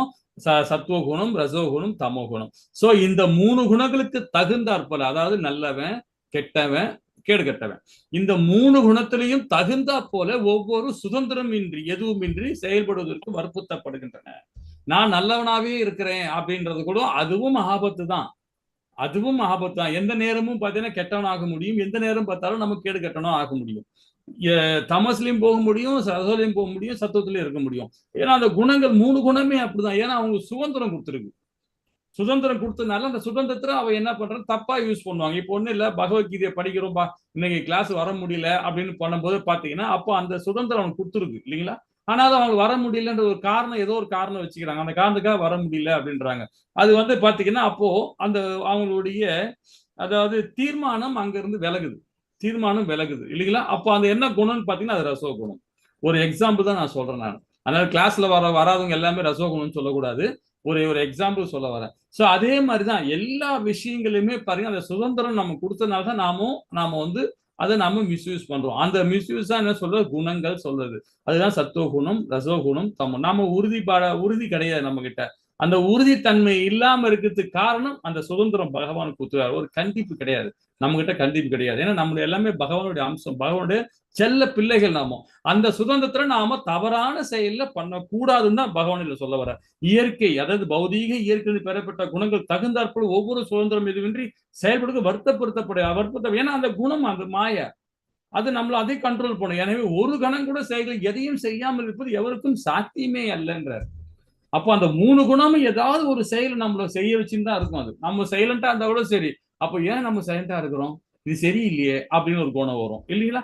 அந்த மாதிரி நம்மளை செயல்படுத்திட்டே இருக்கும் இந்த இயற்கை குணங்கள் அப்படின்றது இந்த 5வது ஸ்லோகம் மூலியமா நம்ம கொடுக்குறாரு. இன்னும் தெளிவா பார்க்க போன வச்சுக்கலாம், ஆத்மா எப்பொழுதுமே இயங்கி கொண்டு இருப்பதாகும் அப்படின்னு சொல்லப்படுது. ஆத்மா பாத்தீங்கன்னா சைலண்டா இருக்குன்னு நம்ம 2வது அத்தியாயத்துல படிச்சோம் இல்லைங்களா. அது பாட்டு சாம இருந்தது, அங்க என்ன நடக்குது அதெல்லாம் பார்த்துக்கிட்டே இருக்கு அப்படின்னு நம்ம பார்த்துட்டு இருக்கோம் இல்லைங்களா. அது பாட்டு செய்யணும். ஆனா அதோட செயல்பாடு என்னன்னு பாத்தீங்கன்னா முழு நேரம் பகவானை முழுமையா அது ஆகிட்டு இருக்கும். ஆனா உடல் மாத்திரம் தான் இந்த பௌதிக செயல்பாடு இன்பம் துன்பங்கள்ல சிக்கிங் கிடக்கும், இது சிக்கிங் கிடக்கும் இல்லைங்களா. அப்போ அந்த ஆத்மாவுடைய செயல்பாடு என்னன்னா அது பாட்டு இயங்கின்னு தான் இருக்கும். பகவானை பத்தி ஹரே கிருஷ்ணா ஹரே கிருஷ்ணா கிருஷ்ணா கிருஷ்ணா ஹரே ஹரே ஹரே ராம அது பாட்டுன்னு சொல்லிட்டு தான் இருக்கும். ஆனா அந்த உடல் பாத்தீங்கன்னா நம்மளுக்கு சும்மாவே இருக்காது. ஏன் அது காரணம் என்ன? இந்த 3 மாயா. இந்த பக்கத்து போட்டோல பாக்குறீங்க பாத்தீங்களா, அவங்க தான் வந்து பாத்தீங்கன்னா ஒரு மாதாஜி வந்து அதை 3மே மாயா தான். 3 மாயா இருக்காங்க. சத்துவகுணம், ரஜோகுணம், தமஸ் குணம். இந்த 3 பேருமே நம்ம பொம்மலாட்டம் மாதிரி ஆட வச்சிருவாங்க. நாம எதுவுமே செய்ய மாட்டோம். அவங்கதான் நம்ம என்ன நினைப்போம், ஒருத்தர் நமக்கு ஒரு ரொம்ப பிரச்சனை கொடுத்துருக்கிறாருப்பா, ரொம்ப சரியில்லைப்பா அவரு அப்படின்னு நம்ம நினைப்போம் அவ்வளவுதான். அவர் நீங்க வந்து ஒரு கை பார்த்தோம் அவர் அப்படின்னு நினைப்போம். ஆனா இது யார் செயல்படுத்துறதுமா, நம்ம என்னதான் நினைச்சோமே தவிர நம்ம அப்படியே அவர் திட்டல, அவர் அடிக்க போல, நம்ம எதுவுமே பேசல. ஆனா நம்மள பேச வச்சிருவாங்க, அடிக்க வச்சிருவாங்க, எல்லா செயலும் பண்ண வச்சிருவாங்க இந்த 3 மாயா. இவங்கதான் நம்ம ஆட்டி படைக்கிறாங்க. ஆனா நாம என்ன நினைக்கிறோம், நாம தான் அடிச்சோம் அவங்கள, நாம தான் அவங்க துன்புறுத்தணும், நாம தான் பேசணும் அப்படின்னு நினைப்பாங்க. அது கிடையவே கிடையாது. அது நல்லா புரியும். அதுதான் இந்த ஸ்லோகத்திலிருந்தே பகவான் ஆரம்பிக்கிறார். இயக்கம் செயல்படுவது குணங்களின் அடிப்படையில் நடக்குகிறது அப்படின்னு சொல்லப்படுது இல்லைங்களா. ஹரே கிருஷ்ணா. இன்னும் விரிவா பார்க்க போனா நான் தொடர்ந்து, அதாவது ஒரு நிமிஷம், நான் தொடர்ந்து இயங்கிக் கொண்டிருக்கிறேன். என்னுடைய செயல் என்னை மீண்டும் பௌதிக உலகத்திற்கு கொண்டு வருமா அல்லது கிருஷ்ணருக்கு அருகில் இட்டு செல்லுமா என்பது கேள்வி. ஆக்சுவலா பாத்தீங்கன்னா இல்லைங்களா, நாமும் தொடர்ந்து ஏதாவது செயல் செஞ்சுதான் இருக்கிறோம். ஆனா இந்த பௌதிக உலகத்துக்கு கொண்டு வருமா அல்லது பகவான் கிருஷ்ணன் அருகில் இட்டு செல்லுமா, இது கொஸ்டினா கேட்கறாங்க இல்லைங்களா. ஆக்சுவலா பாத்தீங்கன்னா நாம செயல் வந்து பக்தி சார்ந்த செயல் செய்யும் போது பாத்தீங்கன்னா நம்ம கண்டிப்பா பகவான் கிட்ட இட்டும் போவோம். அதே பௌதிக செயல்பாடு நாம அதிகமாக செயல்படும் போது பாத்தீங்கன்னா நம்மள இருக்கணும். அது 2 விதமான மாற்றம் நம்ம ரெண்டாவது தேதியிலே படிச்சோம். என்ன மாதிரி படிச்சோம், பற்றோட நாம செயல்படும் போது பந்தப்படுவோம், பற்றற்ற தன்மையை நம்ம செயல்படும் போது பாத்தீங்கன்னா நம்ம பந்தப்பட மாட்டோம். எக்ஸாம்பிள் என்னன்னா, நம்ம வீட்டு குழந்தைய நம்ம வளர்க்குறோம். எதுக்காக வளர்க்குறோம், அவன் நல்ல பிற்காலத்துல நல்லா வரணும்னு எதிர்பார்த்து அவனும் நம்ம வளர்த்து நம்ம விட்டுறோம், அவ்வளவுதான். இது வந்து பாத்தீங்கன்னா நம்முடைய கடமை. இதுதான் சனாதன தர்மம், இதுதான் வேதம் சொல்லுது. ஆனா அதே குழந்தை எனக்கு 50 வயசுக்கு ஆன பிறகு என்னை காப்பாற்றணும், என்னை பாதுகாத்து கொடுக்கணும் அப்படின்னு சொல்றதே வந்து பையன் அந்த எண்ணம் இருக்கக்கூடாது. ஆனா நம்முடைய கலாச்சாரம் என்ன சொல்லுது, நம்முடைய வேதம் என்ன சொல்லுதுன்னா, உன்னுடைய தாய் தந்தையை கடைசி வரைக்கும் நீ காப்பாத்துன்றதுதான் வேதம் சொல்லுது. ஆனா நாமளே அதுல போய் பற்றா மாட்டிக்கூடாது. அந்த குழந்தைக்கு வேதத்தை சொல்லி கொடுத்து நம்ம ஒளி விலகிடணும். அந்த குழந்தை நம்மள வந்து நான் காப்பாத்துறேன்ப்பா, நான் சரிப்பான்னு சொல்லிட்டு நாம என்ன பண்ணோம், அவங்களுக்கு இடைஞ்சு இல்லாம நம்மளுடைய கர்ம யோகத்தை நம்ம செஞ்சுட்டு இருக்கணும் இல்லைங்களா. அவங்க கூடவே இருக்கணும், வீட்டை விட்டு வெளியே போடாது, கூடவே இருக்கணும். அவங்க கூடவே இருந்துகிட்டு அவங்களுக்கு ஆதரவாகவும் நம்மளுடைய செயலை நம்ம தனித்துவமா நம்ம செஞ்சுட்டு போகணும். இதுதான் தனி மனித ஒழுக்கத்தோட வருது. அதுதான் பௌதிக உலகில பந்தப்பட மாட்டோம். இல்லைன்னா நாம கண்டிப்பா பந்தப்படுவோம் இல்லைங்களா. இது ரொம்ப அழகா இந்த ஸ்லோகம் மூலியமா தெரிஞ்சுக்கலாம். ஹரே கிருஷ்ணா மாதாஜி. இந்த ஸ்லோகம் 6வது ஸ்லோகம் வாசிங்க மாதாஜி, யார் வேணாலும் வாசிக்கலாம், வாசிங்க, கொஞ்சம் சீக்கிரமா வாசிங்க. ஹரே கிருஷ்ணா பிரபு. கர்மேந்திரியாணி சம்யம்ய ஆஸ்தே மனசா ஸ்மரன் இந்திரியார்த்தான் விமூடாத்மா மித்யாசரச உச்யதே. புலன்களின் செயல்களை கட்டுப்படுத்தி அதே சமயம் புலன்களின் பொருள்களின் மனதை அலைப்பாய விடுபவன் தன்னையே முட்டாளாக்கி கொள்கிறான். அவன் போலி மனிதன் என்று அழைக்கப்படுகிறான். ஹரே கிருஷ்ணா பிரபு. ஹரே கிருஷ்ணா மாதாஜி. இப்ப இந்த படத்துல பாக்குறீங்களே, இவர் என்னவா தெரியுது உங்களுக்கு, யாராவது விளக்க முடியுமா? இவர் பாக்குறீங்க என்ன கோலத்துல இருக்கிறாரு அவரு? ஒரு சாமியார் சாது வேஷத்துல இருக்காரு. பட் அவருடைய இதுல வந்து செய்கைகள்லாம் அத காட்ட மாட்டேங்குது பிரபுஜி. கையில போனு இந்த இதெல்லாம் வச்சிருப்பாரு பிரபுஜி. ஆனா இவர் என்ன சொல்லப்படுது, வேதம் என்ன சொல்றதுன்னா போலி மனிதர்கள் அப்படின்னு சொல்லப்படுது. அதுதான் மித்யாசாரா. மித்யாசாரா நம்ம போலி மனிதர்கள். இவங்க எல்லாம் வந்து பாத்தீங்கன்னா சாதுன்னு சொல்லிப்பாங்க. ஆனா வந்து பாத்தீங்கன்னா அந்த தன்மை கிடையாது. இவங்க எல்லாம் வந்து ரொம்ப ஆபத்தானவங்க அப்படின்னு வேதம் சொல்லுது. அதுதான் சொல்றாரு, புலன்கள் செயல்களை கட்டுப்படுத்தி அதே சமயம் புலனின்ப பொருட்களை மனதை அலைபாய் விடுவன் தன்னை முட்டாளாக்கி கொள்கிறான். தன்னை தானே முட்டாளாக்கிறான். அவன் அது மாத்திரம் இல்ல, சமுதாயத்தையும் சீரழிக்க பார்க்கிறான். சமுதாயத்தையும் இவனை சார்ந்து செயல்படுற குரு இருக்காங்க, நிறைய பேர் இருக்கிறாங்க. நிறைய பேர் அந்த மாதிரி செயல்படுறாங்க. நெத்தியில திலக்கு கிடையாது. எங்கேயாவது ஒரு ஏதாவது திலக்கு இருக்கா பாத்தீங்களா? உடம்புல ஒரு சாது வந்து பாத்தீங்கன்னா 12 இடத்துல திலக்கு போடுவார் இல்லைங்களா. 12 இடத்துல திலக்கம் போட்டாகணும். ஏன்னா எங்கெல்லாம் போட்டிருக்காங்களா பாத்தீங்கன்னா கிடையாது. கையில தேவையில்லாத ஒரு பொருள். ஏன்னா எனி டைம் வந்து காதுல இது மாதிரி. அதே மாதிரி பாத்தீங்கன்னா கையில வந்து பாத்தீங்கன்னா மோதிரமே போட மாட்டாங்க சாதுக்கள், ரிங்கே போட மாட்டாங்க, காப்பு போட மாட்டாங்க. இவர் எப்படி இருக்காரு பாருங்க. ஸோ அந்த மாதிரி விஷயங்கள் நிறைய இதுல உதாரணம் எடுக்கலாம். இது மாதிரி போலி மனிதர்கள்லாம் வந்து மித்தியாசாரம் இவங்களெல்லாம் ரொம்ப நம்ம ஜாக்கிரதையா இருக்கணும் இல்லைங்களா? இப்ப மறுபுறம் ஒரு நேர்மையான நபர் மனதால் செயலில் உள்ள புலன்களை கட்டுப்படுத்த முயற்சித்து, இதெல்லாம் ஒரு பெரிய ஸ்டோரிங்க. அதெல்லாம் அருமையான ஸ்டோரி. இதெல்லாம் படிக்கணும். எங்க டைமுக்கு இது பார்ப்போம். பற்றுதல் இல்லாமல் கர்ம யோகத்தை தொடங்கினால் அதாவது பாத்தீங்கன்னா இது ஒரு பூரி ஜெகநாத்தோட ரத யாத்திரை பண்ண போறோம். இது ஒரு முக்கியமான ஸ்டோரி சொல்லணும். இருந்தாலும் ஒரு சின்ன விளக்கம் மாத்திரம் சொல்றேன். இந்த படத்துல என்னென்ன நடக்குது இந்த படத்துல அப்படின்னு யாராவது விளக்கம் கொடுக்க முடியுமா? இங்க செயல்பாடு ஒரு 5-6 மனுஷங்களும் முக்கியமா காட்டுறாங்க. அதுல வந்து என்னென்ன உங்களுக்கு தெரிஞ்சது மட்டும் சொல்லுங்க.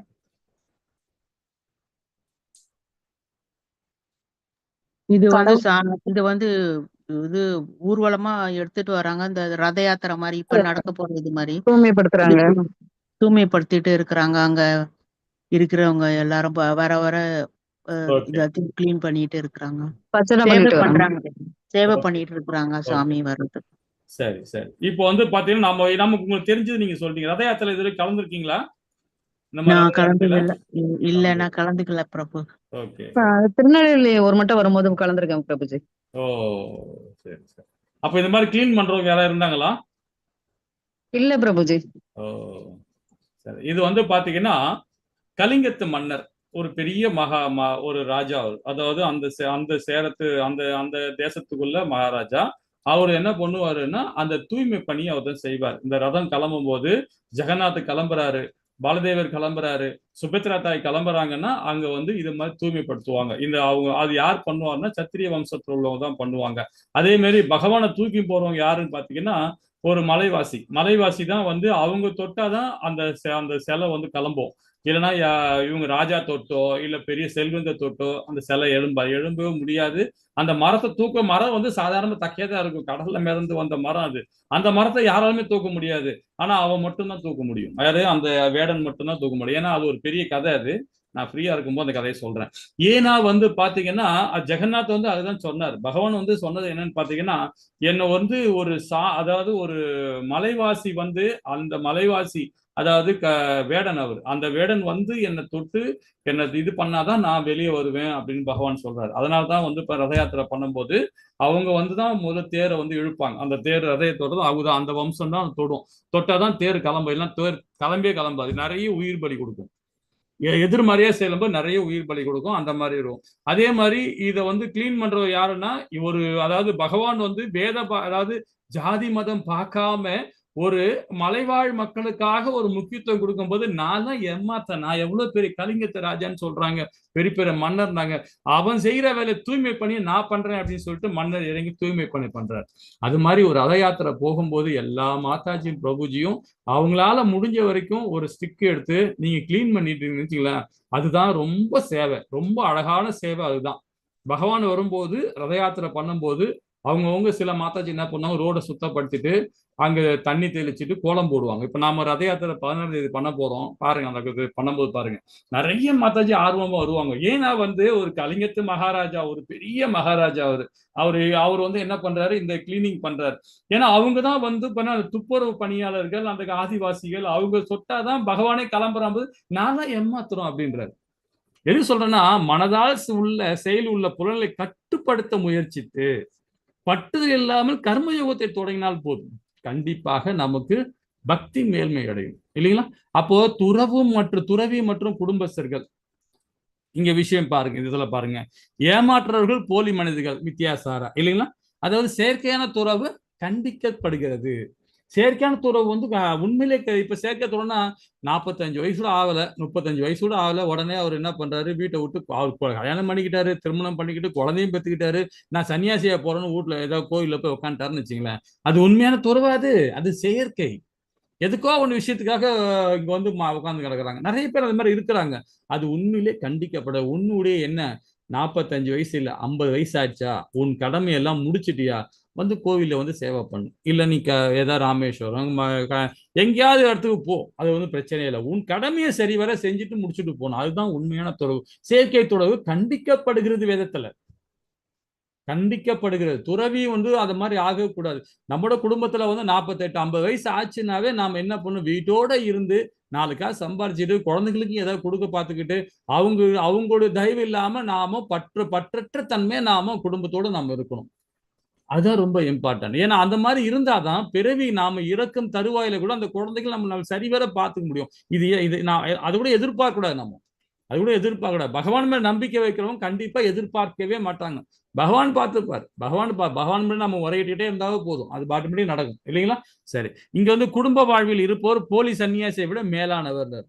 அதுவும் இங்க ரொம்ப அழகா சொல்றாரு பாருங்க. ஒருத்தன் துறவரம் போறான்ற போது அதை விட ஒரு கிரகஸ்தன் குடும்பத்தை அழகா காப்பாத்திட்டு குடும்பத்துக்காக கஷ்டப்பட்டுக்கிட்டு பகவானுக்கு பக்தியும் கொடுத்துட்டு வரான் பாத்தீங்களா? ஒரு துறவியை விட கோவில ஒரு பெரிய சன்னியாசியா இருக்காருன்னு வச்சுக்கலாம், அவரை விட உயர்ந்தவர் யாருன்னா ஒரு குடும்பஸ்தன் தான், ஒரு கிரகஸ்தன் தான். இது பகவத்கீதையில ரொம்ப அழகா சொல்லப்பட்டிருக்காங்க.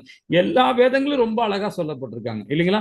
அப்ப கடமையை பற்றுதல் என்று செய்யணும். அதான் இம்பார்ட்டன்ட். ஒரு குடும்பத்துல ஒரு கிரகஸ்தன் இருக்கிறாருன்னா யாரு மேலேயும் அதிகமான பற்று இல்லாம தன்னுடைய கடமை என்ன, சம்பாதிக்கணும், குழந்தைகள் நல்லபடியா பார்த்துக்கணும், குடும்பத்தை நல்லபடியா பார்த்துக்கணும், நல்ல வழியில கொண்டு போகணும், அதே மாதிரி பகவானுக்கும் சேவை பண்ணன்றான் பாத்தீங்களா? அவன் தான் உண்மையான கர்ம யோகி, அவன் தான் மகான். பகவானே சொல்றாரு 17 அத்தியாயத்துல ரொம்ப அழகா சொல்றாரு, அவன் தான் என்னுடைய மகாத்மான்ற பகவான். சோ ஒரு குடும்பஸ்தனா இருந்து அது மாதிரி கொண்டு போகணும். அது எது பற்றுதல் இல்லாம இருக்கும், பற்றற்ற தன்மையா குடும்பத்தை கொண்டு போகணும். இதயம் தூய்மை அடையாத நிலையில் ஏற்கப்படும் சன்னியாசி சமுதாயத்துக்கு தொல்லை ஏற்படுத்தும் என்னைக்குமே. அது அவனே கரெக்டா இல்ல இல்லைங்களா? ஒரு குடும்பத்தை ஒழுங்கா காப்பாற்ற முடியல, கல்யாணம் பண்ணிட்டு குழந்தைய பெற்றுக்கிட்டு ஆம்பாடு வீட்டை விட்டு வெளியே வந்துட்டான்னு வச்சுக்கலாம், அது சன்னியாசியா? அது சன்னியாசியே கிடையாது. அது ரொம்ப தவறான செயல். அது மாதிரி இருக்கவே கூடாது. இப்ப நான் கூட பாத்தீங்கன்னா 8 9 மாசமா இருக்கிறேன், குடும்பத்தை விட்டு வந்துதான் இருக்கேன், இல்லைன்னு சொல்லல. எல்லாரும் பசங்க எல்லாம் செட்டில் பண்ணிட்டு, செட்டில்னா ஃபுல் செட்டில் கிடையாது, ஏதோ ஒரு வகையில இருக்கிறாங்க. ஆனா நாம 24 மணி நேரம் அவங்க சிந்தையில தான் இருக்கிறோம். அவங்க என்ன பண்றாங்க, ஏது பண்றாங்க, என்ன தேவைப்படுது, ஏதாவது நம்ம பேசிட்டு தான் இருக்கோம், இல்லைன்னு சொல்லல. நம்ம குடும்பத்தை விட்டு வெளியே வரல இல்லைங்களா? நமக்கு ஏதாவது அவங்களுக்கு சப்போர்ட்டிங் நம்ம செஞ்சுட்டு தான் இருக்கணும். ஏதாவது ஒரு சப்போர்ட்டை நம்ம இருந்துகிட்டே இருக்கணும். அதை விட்டு குடும்பத்தை விட்டு வெளியே வந்துட்டேன், நான் சன்னியாசி ஆயிட்டேன்றது அது அபத்தம், அது சமுதாயத்துக்கே தொல்லது இல்லைங்களா? ரொம்ப அழகா சொல்றேன். 8வது நானே சொல்லிட்டு வரேன், டைம் இல்ல மாத்தாச்சு, நானே படிச்சுட்டு வரேன். உனக்கு விதிக்கப்பட்ட கடமையை செய்வாயாக, செயலாற்றாமல் இருப்பதை விட எது சிறந்ததாகும்? செயலின்றி இருப்பதனால் தனது உடலையும் கூட பாதுகாக்க முடியாது. கரெக்ட் தானங்க இல்லைங்களா? இப்ப குடும்பத்தை விட்டு வெளியே வந்துட்ட பிறகு நாம அந்த விதிக்கப்பட்ட கடமையை சரிவர செய்யாம நாம ஒரு எங்கேயோ இடத்துல போய் வனவாசம் போயிட்டோம், நாம ஒரு எங்கேயோ காசியில போய் உட்காந்துக்கிட்டு பகவான் நாமத்தை சொல்லிட்டு இருந்தா உடலுக்கு கூட ப்ராப்ளம் தான். அது உடலை நமக்கு சப்போர்ட் பண்ணாது, உடலை சப்போர்ட் பண்ணாது. எதிர்மறையான செயல் செய்யும் போது உடலை சப்போர்ட் பண்ணாது இல்லைங்களா? அது ரொம்ப ஜாக்கிரதையா இருக்கணும். உடலை கூட நம்ம பாதுகாக்க முடியாது அப்படின்றது 8வது பாகத்துல ரொம்ப அழகா விளக்குறாரு இல்லைங்களா? அப்போ விதிக்கப்பட்ட கடமையை செய்வது இதயத்தை தூய்மைப்படுத்தும் சமநிலையில் உள்ள சமூகம். அது உடலும் ஆரோக்கியம், உடலுக்கும் ஆரோக்கியம். நம்ம சமநோக்கில் நம்ம செயல்படும் பார்த்தீங்கன்னா உடலுக்கும் ஆரோக்கியம், எல்லா விதமான செயல்பாடுக்கும் அது சிறந்தது. இதயத்தை தூய்மைப்படுத்தும். எல்லா குடும்பத்திலையும் உள்ளவங்களும் சரி, சமுதாயத்தில் உள்ளவர்களும் ஒன்று போல பார்க்க ஆரம்பிச்சிருவோம் இல்லைங்களா? அதே மாதிரி உடலுக்கும் ஆரோக்கியம் அப்படின்றத நம்ம இதுல புரிஞ்சுக்கலாம். 9வது ஸ்லோகத்தை பார்த்தீங்கன்னா, விஷ்ணுவுக்கு அர்ப்பணமாக செய்யப்படும் செயலை மட்டுமே நிறைவேற்றப்பட வேண்டும், மற்ற செயல்களை இந்த பௌதிக உலகத்தோடு பந்தப்படுத்துபவை. எனவே குந்தியின் மகனே, உனக்கு விதிக்கப்பட்ட கடமையை அவரது திருப்திக்காக செய், இவ்விதம் நீ எப்பொழுதுமே பந்தத்தில் இருந்து விடுபட்டு வாழ்வாய்ப்பார். ரொம்ப அழகான செயல்பாடு இல்லைங்களா? இது பகவானுக்காக நாம சேவை செய்யணும், பகவானுக்காக செய்யப்படும் மட்டுமே நிறைவேற்றப்பட வேண்டும் செயல்கள் என்றார். அத பௌதிக பந்தத்தோடு நாமும் பந்தப்படுத்துவ அவை நாம செயல்படுத்தக்கூடாது. அது ரொம்ப இம்பார்ட்டன்ட் விஷயம். இப்ப நாம பாத்தீங்கன்னா அதுக்கு என்னங்க இந்த இடத்துல இப்படி சொல்றீங்களே, நான் ஒரு ஆபீஸ்ல வேலை பார்க்குறேன், எனக்கு இன்னும் ஒரு 30,000 ரூபாய் சேலரி வருது, இந்த சம்பளத்துக்காக நான் கொஞ்சம் 8 மணி நேரம் 10 மணி நேரம் உழைச்சிட்டு கிடக்குறேன், இதை செய்யக்கூடாதுன்னா எப்படிங்க? எதிர்பார்த்தானங்க நான் செஞ்சுட்டு இருக்கேன், எதிர்பார்த்தாதானே சம்பளம் வரும். நான் வேலை பார்த்துட்டு எதிர்பார்க்கலன்னா அப்போ அது துரோகன்ற மாதிரி நீங்க சொல்றீங்க, தப்புன்றீங்களே, அது ரசோகுணம்னு சொல்றீங்களே அப்படின்னு நம்ம நினைக்க வேண்டியிருக்கும். நிறைய பேருக்கு அந்த குழப்பம் இருக்கும் இல்லைங்களா? அதுதான் பகவான் என்ன சொல்றாருன்னா, பற்றற்ற தன்மையில் தான் நீ சம்பாதிக்கிறே தவிர அதிகமா நீ சம்பாதிக்கிற. இப்ப 30,000 ரூபாய் வர வேண்டியதுல இது பத்தாது, இன்னும் கொஞ்சம் 2 ஹவர் வெளியே போய் ஏதாவது வேலை பார்த்தோன்னா இன்னும் கொஞ்சம் பொருளாதாரத்துல ஈட்டலாம், நம்ம இன்னும் கொஞ்சம் பெருசா கொஞ்சம் இது பண்ணலாம் அப்படின்னு சொல்லிட்டு நம்ம என்ன பண்ணுவோம், ஒரு 2 மணி நேரம் 3 மணி நேரம் ஏதோ ஒரு இடத்துல வேலைக்கு போவோம். வேலைக்கு போனா அது ஒரு 10,000 15,000 எக்ஸ்ட்ரா கிடைக்கும் போது நம்ம பொருளாதாரத்துல மேன்மை அடையுன்னு போகும்போது பாத்தீங்கன்னா அப்பதான் நம்ம உடல் சார்ந்த செயல், புத்தி சார்ந்த செயல், மனது சார்ந்த செயல் எல்லாமே சேதமடையும். அப்ப அந்த இதுதான் சேதமடையுது. நாம 30,000 ரூபாய் சம்பாதிக்கணும், 30,000த்துக்குள்ள வாழ்க்கையை கொண்டு போகணும், யதார்த்தமான வாழ்க்கையை நம்ம கொண்டு போகணும்னு வச்சுக்கலாம். அப்ப எந்த நமக்கு வந்து எதிர்பார்ப்பு இல்லாம நாம செய்ய முடியும். அதுதான் பகவான் சொல்றாரு. அது எங்கன்னா எதிர்பார்த்து செயல்படும் போது என்ன ஆகுதுன்னா நம்ம பௌதிக உலகத்துல போய் மாட்டிப்போம். அதுதான் சொல்றாரு இங்க. என்ன சொல்றாரு பாருங்க, உலகத்தோடு பந்தப்படுத்த எனவே குந்தியின் மகனே உனக்கு விதிக்கப்பட்ட கடமை அவரு திருப்திக்காக செய்கின்றார். சாஸ்திர சம்பிரதாயம் என்ன சொல்லப்பட்டது அதுல இருந்து அப்பதான் அந்த பந்தத்திலிருந்து நம்ம விடுபட முடியும்ன்றார். அப்ப யாகங்களின் நன்மைகள் என்ன? எதிர்வினைகள் இருந்து விடுதலை, எதிர்வினைகள் இருந்து வெளிப்புற துன்பங்களை பாதிக்கப்படாமல் இருத்தல், 4 விதமான செயல்பாடு. படிப்படியாக இறை அன்பு நிலைக்கு உரைத்தல், பகவானின் ராஜ்யத்தை பிரவேசித்தல். முதல் நிலை என்ன? எதிர்வினையிலிருந்து நம்ம விடுதலை கிடைக்கணும். எதிர்வினை போது நம்ம என்ன பண்ண போறோம்? பந்தப்பட்ட வாழ்க்கையிலிருந்து பற்றற்ற தன்மையை நம்ம செயல்பட ஆரம்பிக்கணும். அப்பதான் வெளிப்புற துன்பங்களை நம்ம பாதிக்கப்பட மாட்டோம். ஏன்னா அதிகமா ஆசைப்பட மாட்டோம். நமக்கு என்ன தேவையோ அது மாத்திரம் சம்பாதிக்க போறோம் இல்லைங்களா? நம்ம பெரியவங்க சொல்ற மாதிரி 4 கை உனக்கு 4 கை வைத்தியன்னு சொல்லுவாங்க. 4 கை நமக்கு நம்ம எடுத்துக்க 4 கை உணவு எடுத்து சாப்பிட்டோம்னா நமக்கு அது நம்ம உடலுக்கு அது. அதே மாதிரி திருப்பி ஒரு 4 கை எக்ஸ்ட்ரா நம்ம சாப்பிட்டோம்னா அது யாருக்கு? அது ஒரு கை எக்ஸ்ட்ரா சாப்பிட்டா வைத்தியனுக்கு தான், அது டாக்டருக்கு தான் அது. ஸோ அது போல நமக்கு என்ன இயற்கையில் தேவையோ அந்த இயற்கை நம்ம பணம் தேவையோ அது தான் எடுக்கணும். அதிகமாக எடுத்தாலும் நமக்கு பிரச்சனை தான். காற்று கூட அப்படித்தானே, அதிகமா நம்ம சுவாசிக்கிறோம்னு வச்சுக்கலாம், நம்ம என்ன ஆகும்? நம்ம மூச்சு தண்டை தான் வரும் இல்லைங்களா? ஸோ அது போலதான் எல்லா விஷயமே நாம வந்து ரொம்ப ஜாக்கிரதையா நாம அது பௌதிக செயல்பாடு போகும்போது நம்ம துன்பத்தை தான் கொடுக்கும். 2வது நிலை அதுதான், பாதிக்கப்படாம இருப்போம். அதே மாதிரி இறை அன்பு உடனே வராது, அது நல்லா புரிஞ்சுங்க. நான் பகவத்கீதை படிக்க ஆரம்பிச்சிட்டேன், ஸ்ரீமத் பாகவதம் படிக்கிறேன், level 3ல இருக்கேன், level 4ல இருக்கேன், level 5ல இருக்கேன், level 6ல இருக்கேன், நான் சன்னியாசி ஆயிட்டேன், பிரம்மச்சாரி ஆயிட்டேன், எது நிலையா இருந்தாலும் சரி அதுல வந்து பூர்ணமே அடைய முடியாது. ஒரு ஸ்டெப்பா பொறுமையா தான் பக்தியில போக முடியுமே தவிர எடுத்த உடனே மகானாக முடியாது. அது ரொம்ப ஜாக்கிரதையா பண்ணுங்க. யாரையும் வற்புறுத்தாதீங்க. நீங்களாவே இருங்க, அவங்களாவே இருக்கட்டும். படிப்படியா எல்லாம் முன்னுக்கு வருவாங்க. அந்த இதை மட்டும் நீங்க கரெக்டா ஃபாலோ பண்ணுங்க இல்லைங்களா? அப்பதான் பகவானுடைய ராஜ்யத்துல நாம பிரவேசிக்க முடியும். எடுத்த உடனே ஆகணும்னு நினைக்கிறது ரொம்ப ரொம்ப தப்பு. முதல்ல நீங்க முதல்ல வந்து ஜபம் பண்ணுங்க. ஜபம் பண்ணிக்கிட்டு பகவானுக்கு பிரசாதம் கொடுங்க. அந்த பிரசாதத்தை வீட்டுல உங்களுக்கு எல்லாரும் கொடுங்க, சமுதாயத்தில் உள்ள எல்லாரும் கொடுங்க. படிப்படியா முன்னுக்கு வரும்போது கண்டிப்பா நாமும் அதுதான் யாகம் சொல்லப்படுது. யாகத்தோட நன்மை அதுதான் இல்லைங்களா? இது மாதிரிதான் பாருங்க, முதல்ல மிருக வாழ்க்கை தான் நம்ம வாழ்ந்துட்டு இருக்கோம். கர்மியா தான் நாம இருக்கிறோம். நம்ம என்ன பண்றோம்? ஒரு நல்லா படிக்கிறோம், ஒரு உத்தியோகத்துல போய் சேர்ந்துட்டோம், சேர்ந்தவொடனே என்ன பண்றோம்? பணம் சம்பாதிக்கிறோம், ஒரு திருமணம் பண்ணிக்கிட்டோம், ஒரு குழந்தைகளை பெற்றுக்கிட்டோம், அழகா நாம என்ன பண்றோம்? நம்ம பாட்டுன்னு குழந்தைகளை காப்பாத்தி நம்ம பாட்டுன்னு இருக்கிறோம். இது என்ன பாத்தீங்கன்னா ஒரு மிருக வாழ்க்கை தான், ஒரு அனிமல் கிங்டம் தான். அனிமல் என்ன பண்ணும்? அது பாட்டு குழந்தைகளை பெத்து போட்டு அது பாட்டு என்ன பண்ணும்? சாப்பிடும், தூங்கும், இனப்பெருக்கம் பண்ணும், சாப்பிடும், தூங்கும், இனப்பெருக்கம். அதுதான் மிருக வாழ்க்கை. அது வந்து பாத்தீங்கன்னா அது வந்து பாத்தீங்கன்னா நம்ம அடுத்த ஜென்மத்தை நாம இங்கே தீர்மானிச்சு நாம திரும்ப அந்த மிருக வாழ்க்கையில போய் மாட்டி கிடக்கும் இல்லைங்களா? சோ அதுல இருந்து வெளியே வரணும், கர்மகாண்டத்திலிருந்து வெளியே, அதுல இருந்து கர்மகாண்டத்துக்கு வரணும். கர்மகாண்டமே வந்து பாத்தீங்கன்னா அதுல இருந்து பாத்தீங்கன்னா நம்ம வந்து நிஷ்காம கர்மயோகத்திலும் சகாம கர்மயோகத்திலும் நம்ம செயல்படும். கர்மகாண்டம் வந்து கர்ம யோகியா நம்ம செயல்படும் போது தான் எப்படி செயல்படும்? நிஷ்காம கர்மயோகத்திலும் சகாம கர்மயோகத்திலும் நம்ம செயல்பட்டாதான் நாம என்ன வரும்? ஞான யோகத்துல நம்ம முக்தி படைய முடியும் இல்லைங்களா? அப்ப கர்மகாண்டம் சொல்லப்படுதே நாமும் செயலை செய்யணும் அப்படின்னு கீதையை படிக்க ஆரம்பிக்கிறோம், உபநேசங்களை படிக்க ஆரம்பிக்கிறோம், மகான்கள் பேச்சை நம்ம கேட்டு நாம என்ன பண்றோம்? கர்மகாண்டம்னா என்ன அப்படின்னு யோசனை பண்றோம். அது கர்மகாண்டத்துல வரும். கர்மகாண்டத்துல முடிஞ்சோட நம்ம என்ன பண்ணோம்? அது செயல்படுத்த ஆரம்பிக்கிறோம். நிஷ்காம கர்மயுகத்தை செயல்படும். இதெல்லாம் 12வது நம்ம படிப்போம். நிஷ்காம கர்மயுகத்துல செயல்பட ஆரம்பிக்கும். அப்போ நிஷ்காம கர்மயுகம் சகாம கர்மயுகத்துல நம்ம செயல்படும் போது அடுத்தது நிலை என்ன வரும்? ஞான யோகம் வரும். ஞான யோகத்துல நம்ம நிறைய வேதங்கள் படிப்போம், உபநேசங்களை படிப்போம், பகவத்கீதை படிப்போம், ஸ்ரீமத் பாகவதம் படிப்போம். அதுல இருந்து வர சொற்களை நாம அதுல இருந்து வர செயல்பாடை நாம உணர்ந்து செயல்பட ஆரம்பிப்போம் இல்லைங்களா? அதுக்கப்புறம் அஷ்டாங்க யோகம் போது நிறைய மாற்றங்கள் இருக்கும். உடல் சார்ந்த செயல், புத்தி சார்ந்த செயல், மனது சார்ந்த செயலை நாம கண்ட்ரோல் பண்றதுதான் அஷ்டாங்க யோகம். இது 3மே நம்ம செயல்படும் போது நாம ஆத்ம நிவேதனம் அடைய முடியும் அப்படின்றத, சமாதி நிலை அடைய முடியும் அஷ்டாங்க யோகம் நமக்கு பிரதிநிதி பண்றாங்க. அடுத்தது என்னது? பக்தி யோகம். இப்ப பாருங்க எத்தனை நிலையில மாறி வரும் பாருங்க. 7வது நிலையில வரும்போது தான் பக்தி யோகமே வருது நமக்கு, அது இல்லைங்களா? அதுதான் பகவான் என்ன சொல்றாரு பாத்தீங்கன்னா இந்த கீதை மூலியமா, இந்த மிருக வாழ்க்கை, கர்மகாண்டம், சகாம கர்மயோகா, நிஷ்காம கர்மயோகா, ஞான யோகா, அஷ்டாங்க யோகா, இதெல்லாம் தவிர்த்துடுங்க. இதெல்லாம் நீங்க எதிர்பார்க்கவே வேண்டாம்.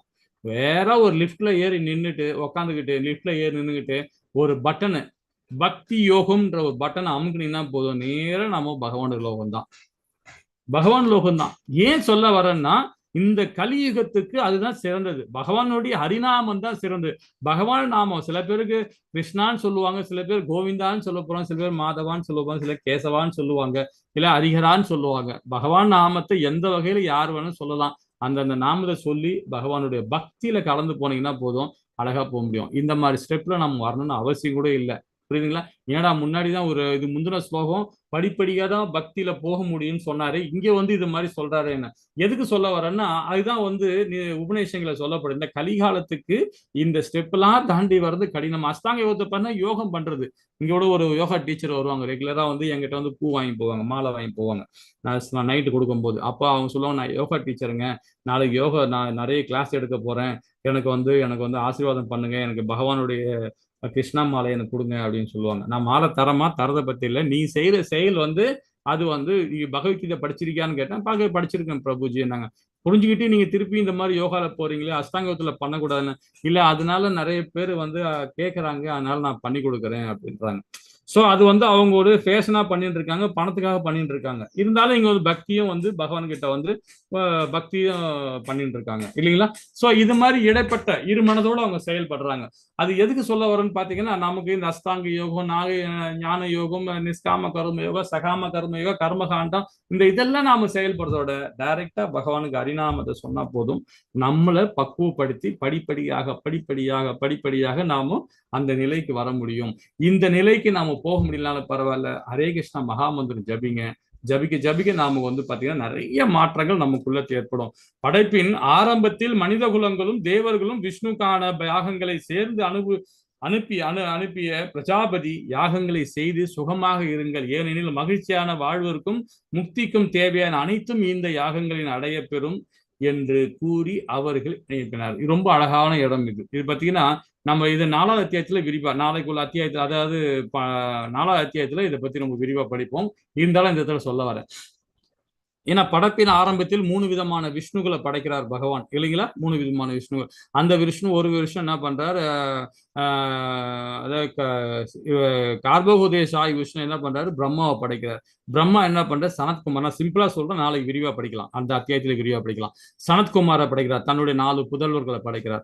அதுக்கப்புறம் பார்த்தீங்கன்னா 7 பெருமுனிகள், அதாவது பிரஜாபதிகள் சொல்லப்படுது, பெருமுனிகள். இவங்க தான் வந்து நிறைய மனித குலங்களை உருவாக்குறாங்க. அதாவது வேதங்கள் மூலியமாக இவங்க மூலியமா தான் வந்து நிறைய விஷயங்கள், இது மூலியமா மனுக்கள் வராங்க. மனுக்கள் மூலியமாக நமக்கு நிறைய உயிரினங்கள்லாம் உற்பத்தியாக யாகங்களை செய்து சுகமாக இருங்கள். அப்ப அனுப்பிய பிரஜாபதி யாகங்கள் செய்து இருங்கள், ஏனெனில் மகிழ்ச்சியான வாழ்விற்கும் முக்தி தேவையான அனைத்துமே இந்த யாகங்கள் அடைய முடியும். யாகம் சொல்லும் போது என்னது, நம்மளுடைய செயல்பாடு சகாம கர்மயோகத்தில் செயல்படணுமா, நிஷ்காம கர்மயோகத்தில் செயல்படணுமா, இல்ல அஷ்டாங்க யோகத்தில் செயல்படணுமான்றது அதுதான் யாகம், நம்முடைய செயல் தான். இப்ப நாம பிராமணனா இருக்கிறோம், சத்தியனா இருக்கிறோம், சூத்தியனா இருக்கணும், வைசியனா இருக்கணும், எந்த யாகம்னா நம்ம இருந்துக்கலாம், ஒண்ணு தப்பு இல்லை. இதுதான் யாகம் சொல்லப்படுது. நாம என்னெல்லாம் செயல்படுறோமோ அதுதான் யாகம். அந்த யாகத்தை பகவானுக்கு நாம் அர்ப்பணம் பண்ணணும் இல்லைங்களா? அதுதான் இங்க சொல்லப்படுது. அந்த மாதிரி யாகங்கள் அடைய பெறும் அவர்களை ஆசீர்வதித்தார் பகவான். அதாவது யாகங்கள்னா இந்த மாதிரி கர்மகாண்ட யாகங்கள் கிடையாது. கர்மகாண்டங்கள் இல்ல, அதாவது பாத்தீங்கன்னா இது வந்து என் குடும்பம் நல்லா இருக்கணும், என் வீடு கிரகபிரவேசம் பண்ணியிருக்கேன், நான் யாகம் பண்ணோம், லட்சுமி யாகம் பண்ணோம், கணபதி யாகம் பண்ணோம், இந்த யாகம் பண்ணோம், அந்த யாகம் பண்றேன், அதெல்லாம் வந்து பௌதிகமான சம்பந்தப்பட்டது. சமுதாயம் நல்லா இருக்கணும், முக்கியமா சமுதாயம் நல்லா இருக்கணும். யாரா நினைச்சு செய்வோம் பார்த்து, நம்ம வீட்டுல பண்ணுவோமா யாராவது, இந்த ஊர் நல்லா இருக்கணும், இந்த கிராமம் நல்லா இருக்கணும், இந்த தெருவு நல்லா இருக்கணும், யாராவது யாகம் பண்றோமா பாத்தீங்களா? அது கோவில்ல மட்டும்தான் பண்ணுவாங்க. ஆனா நம்ம யாராவது பண்ணுவோம் பாத்தீங்களா? அது மாதிரி பண்றது வந்து பாத்தீங்கன்னா கர்மகாண்ட முறையில மாறுபாடு ஏற்படுது. அது ரொம்ப உன்னிப்பா கவனிக்கணும். அதே மாதிரி படிப்படியாக தூய்மை அடைதல்னு பாத்தீங்கன்னா ஒரு ஸ்டெப்பா பக்தி யோகத்துல நம்ம போகும்போது ரொம்ப அழகா நாம தூய்மை அடைவோம். 11ல பாரு, யாகங்கள் மகிழ்ச்சி அடையும் தேவர்கள் உங்களை மகிழ்விப்பார், மனிதனுக்கும் தேவர்களுக்கும் இடையிலான இத்தகு ஒத்துழைப்பினால் அனைவரும் உயர்ந்த நலமுடன். அதாவது தேவர்கள் இருக்காங்க. தேவர்கள் எதுக்கு இருக்காங்க நமக்கு பாத்தீங்கன்னா, சீக்கிரமா நமக்கு அந்த பலன் கொடுப்பாங்க. ஆனா பகவான் வந்து அந்த பலன் கொடுக்க மாட்டார். எப்படி கொடுக்க மாட்டார், ஏன் கொடுக்க மாட்டாருன்னா, உன் செயலால நீ செஞ்சு முன்னுக்கு வான்னு சொல்லுவார் பகவான். நிறைய பேர் தெரியாம என்ன பண்ணுவோம் தெரியுமா, கோயில்ல போன உடனே திருப்பதிக்கு போறோமோ எங்கேயாவது போறோமோ பகவானோட வேண்டிக்கிட்டே போவாங்க, மொட்டை அடிப்பாங்க, அலை குத்திப்பாங்க, என்னென்னமோ செஞ்சுட்டு போவாங்க, உடம்பெல்லாம் சந்தனம் பூசிட்டு போவாங்க. கேட்டா வந்து பகவானுக்கு இது மாதிரி நேர்த்தி கடன், அந்த கடன், இந்த கடன் சொல்லிட்டே இருப்பாங்க. அதெல்லாம் பகவான் எதிர்பார்க்கவே மாட்டார். உன்னுடைய செயல் தூய்மையா இருக்கா, சனாதனத்தை ஃபாலோ பண்றியா, அதுதான் பகவான் ஏத்துப்பார். இல்லைன்னா ஏத்துக்கவே மாட்டார். நாம என்னதான் நீங்க மொட்டை அடிச்சுட்டு தலையே முண்டமா போனா கூட சரி, கண்டுக்கவே மாட்டார் பகவான். அதுதான். ஆனா அதே தேவர்கள் பாத்தீங்கன்னா, அவங்களுக்கு தேவர்களுக்காக நீ என்னெல்லாம் பண்றீங்களோ கண்டிப்பா உடனே பலன் கிடைக்கும். அந்த பலன் தற்காலிகமானது, அது தற்காலிகமானது. அது ஒத்துழைப்புனா அனைவரும் உயர்ந்த நலமுடன். இந்த ஸ்லோகம் நமக்கு இன்னும் விபரமா கொடுப்போம் பாருங்க.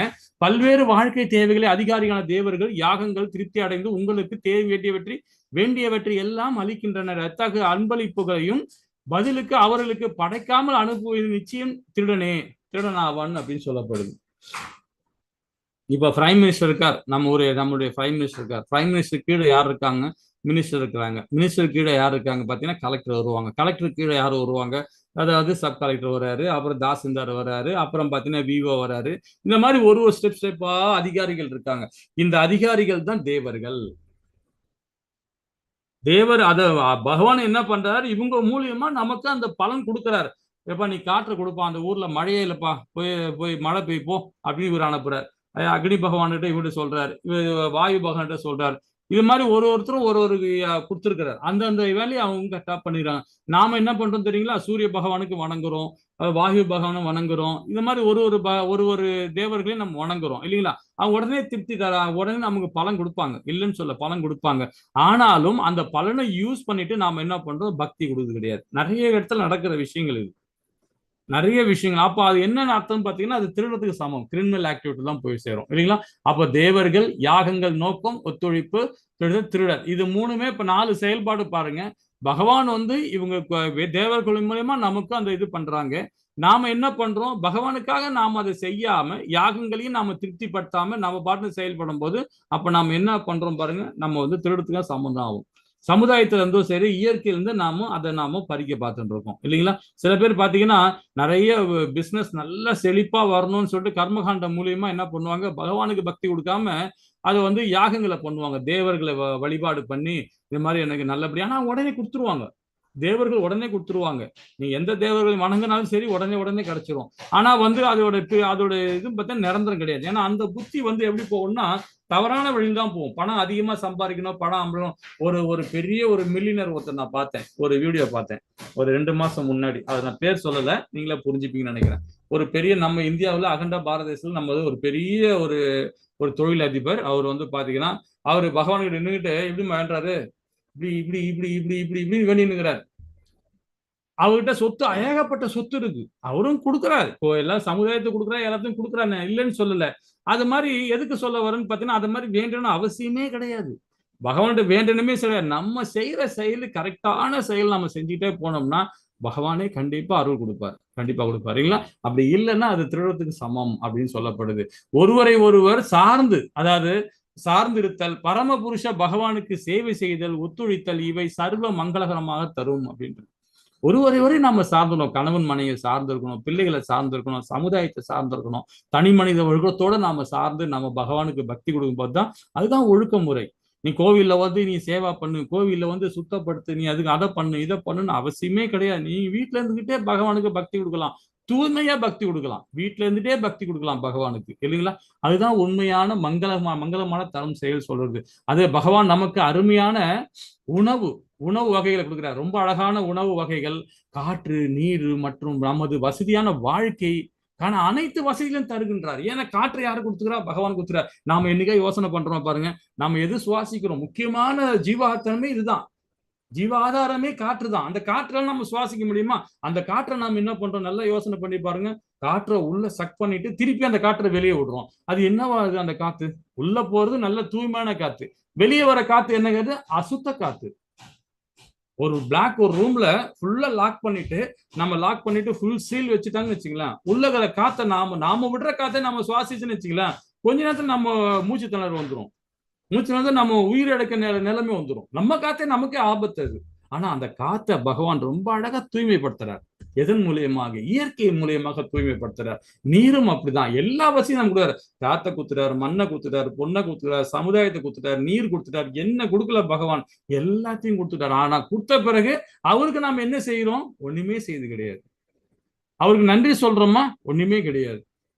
சுயநலமா நாம செஞ்சுக்கிறோம். அப்ப நாம யாரு? நாம எல்லாருமே இல்லைங்களா? நாம எல்லாருமே வந்து சுயநலவாதிகள் தான். நாம எல்லாருமே பகவானுக்கு தொண்டு செய்யணும். அவர் எல்லாம் இயற்கை கொடுத்துட்டார். அப்பா, அம்மா, அண்ணன், தம்பி, சமுதாயம், காற்று, நிலம், நீர், நெருப்பு எல்லாத்தையும் கொடுத்துட்டார் பகவான் நமக்கு. ஆனா நாம என்ன செய்கிறோம் பாருங்க, சுயநலமா நாம இருக்கிறோம். பகவானுக்கு பக்தி செய்யணும். ஒருவன் முழு கடவுளை வணங்கி அவரை திருப்திக்காக செயல்பட்டால் அவனுக்கு மற்ற கடமையிலிருந்து அவனுக்கு விலக்கு அளிக்கப்படுகிறது. ரொம்ப இம்பார்ட்டன்ட் இல்லைங்களா? பகவான் ரொம்ப அழகா இந்த ஸ்லோகம் சொல்றார். என்ன சொல்றாருன்னா, உனக்கு விதிக்கப்பட்ட கடமையை நீ கரெக்டா நீ சரிவர பண்ணாவே போதும். உன் கடமையிலிருந்து நீ இது பண்ண வேண்டாம். இப்ப நான் ஒண்ணு இல்லை, இப்ப நான் ஒரு எக்ஸாம்பிள் சொன்ன போன்னு வச்சுக்கலாம்.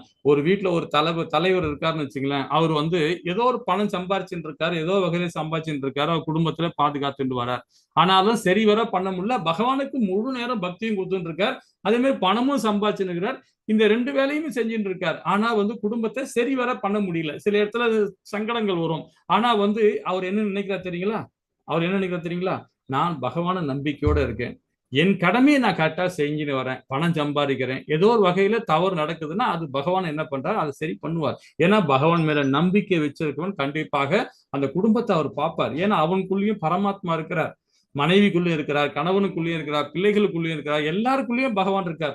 அவரை பார்த்துப்பார். நம்ம கடமை என்ன அதை மட்டும் நம்ம செஞ்சிடணும், தனி மனித ஒழுக்கத்தோட செய்யணும். அதுதான் கடமையிலிருந்து விலக்கு அளிக்கப்படுகிறது அப்படின்றார். அது ரொம்ப நாம அது தவறான வழியிலும் புரிஞ்சக்கூடாது, அது கரெக்டான வழியில புரியும். அது மெச்சூரிட்டி இருந்தா தான் புரிஞ்சுக்க முடியும், இல்லைன்னா கஷ்டம். அது ஏதாவது டவுட்னால பின்னாடி கேளுங்க. மருத்துவர்கள் வெவ்வேறு நோய்களுக்கு வெவ்வேறு மருந்து பரிந்துரைப்பதை போல இது யார் மிகுந்த பற்றுதல் பகவானை புரிந்து கொள்ளவில்லை அவர்களுக்கு பரிந்துரைக்கப்பட்டுள்ளது. இது போதுமான சட்டம் அல்ல. இப்ப பாத்தீங்கன்னா நிறைய விதமான மாத்திரைகள் இருக்கு. ஒரு மாத்திரை ஒரு கலர்ல இருக்கும். ஒரு நோயாளிக்கு ஒரு மாத்திரை இருக்கும். அதே மாதிரிதான் சமுதாயத்திலயும் அப்படிதான். இப்போ சத்திரியன் இருக்கான், வைசியன் இருக்கான், சூத்திரன் இருக்கான், பிராமணர் இருக்கான். இப்ப 4 பேர் இருக்கான். 4 விதமா செஞ்சுன்னு தான் இருப்பான் இல்லைங்களா? 4 விதமானுக்கு ஒரே மாதிரி நம்ம செயல்படுவான்னு பார்த்தா கொஞ்சம் கடினம் தான். அவனுக்கு புத்தியில் எது வருதோ அது பாட்டு செஞ்சுட்டு இருப்பான் இல்லைங்களா? சோ அது மாதிரி அதுதான் பகவான் வேதங்கள் மூலியமா ரொம்ப அழகா கொடுக்குறாரு. உனக்கு என்ன கடமை வரும் அந்த கடமையை மட்டும் அழகா செய்யணும் சொல்றாரு பகவான் இல்லைங்களா? இது பொதுவான சட்டம் அல்ல அப்படின்னு புரிஞ்சுக்கலாம். இப்போ 13ஆம் ஸ்லோகம் பாத்தீங்கன்னா, யாகத்தில் அர்ப்பணிக்கப்பட்ட உணவை உண்பதில் பகவான் பக்தர்கள் எல்லா விதமான பாவங்களிலிருந்து விடுபடுகின்றனர். தங்களது சுய புலன்கள் இன்பத்திற்காக உணவை தயாரிப்பவர்கள் பாவத்தை உண்ணுகிறார்கள்.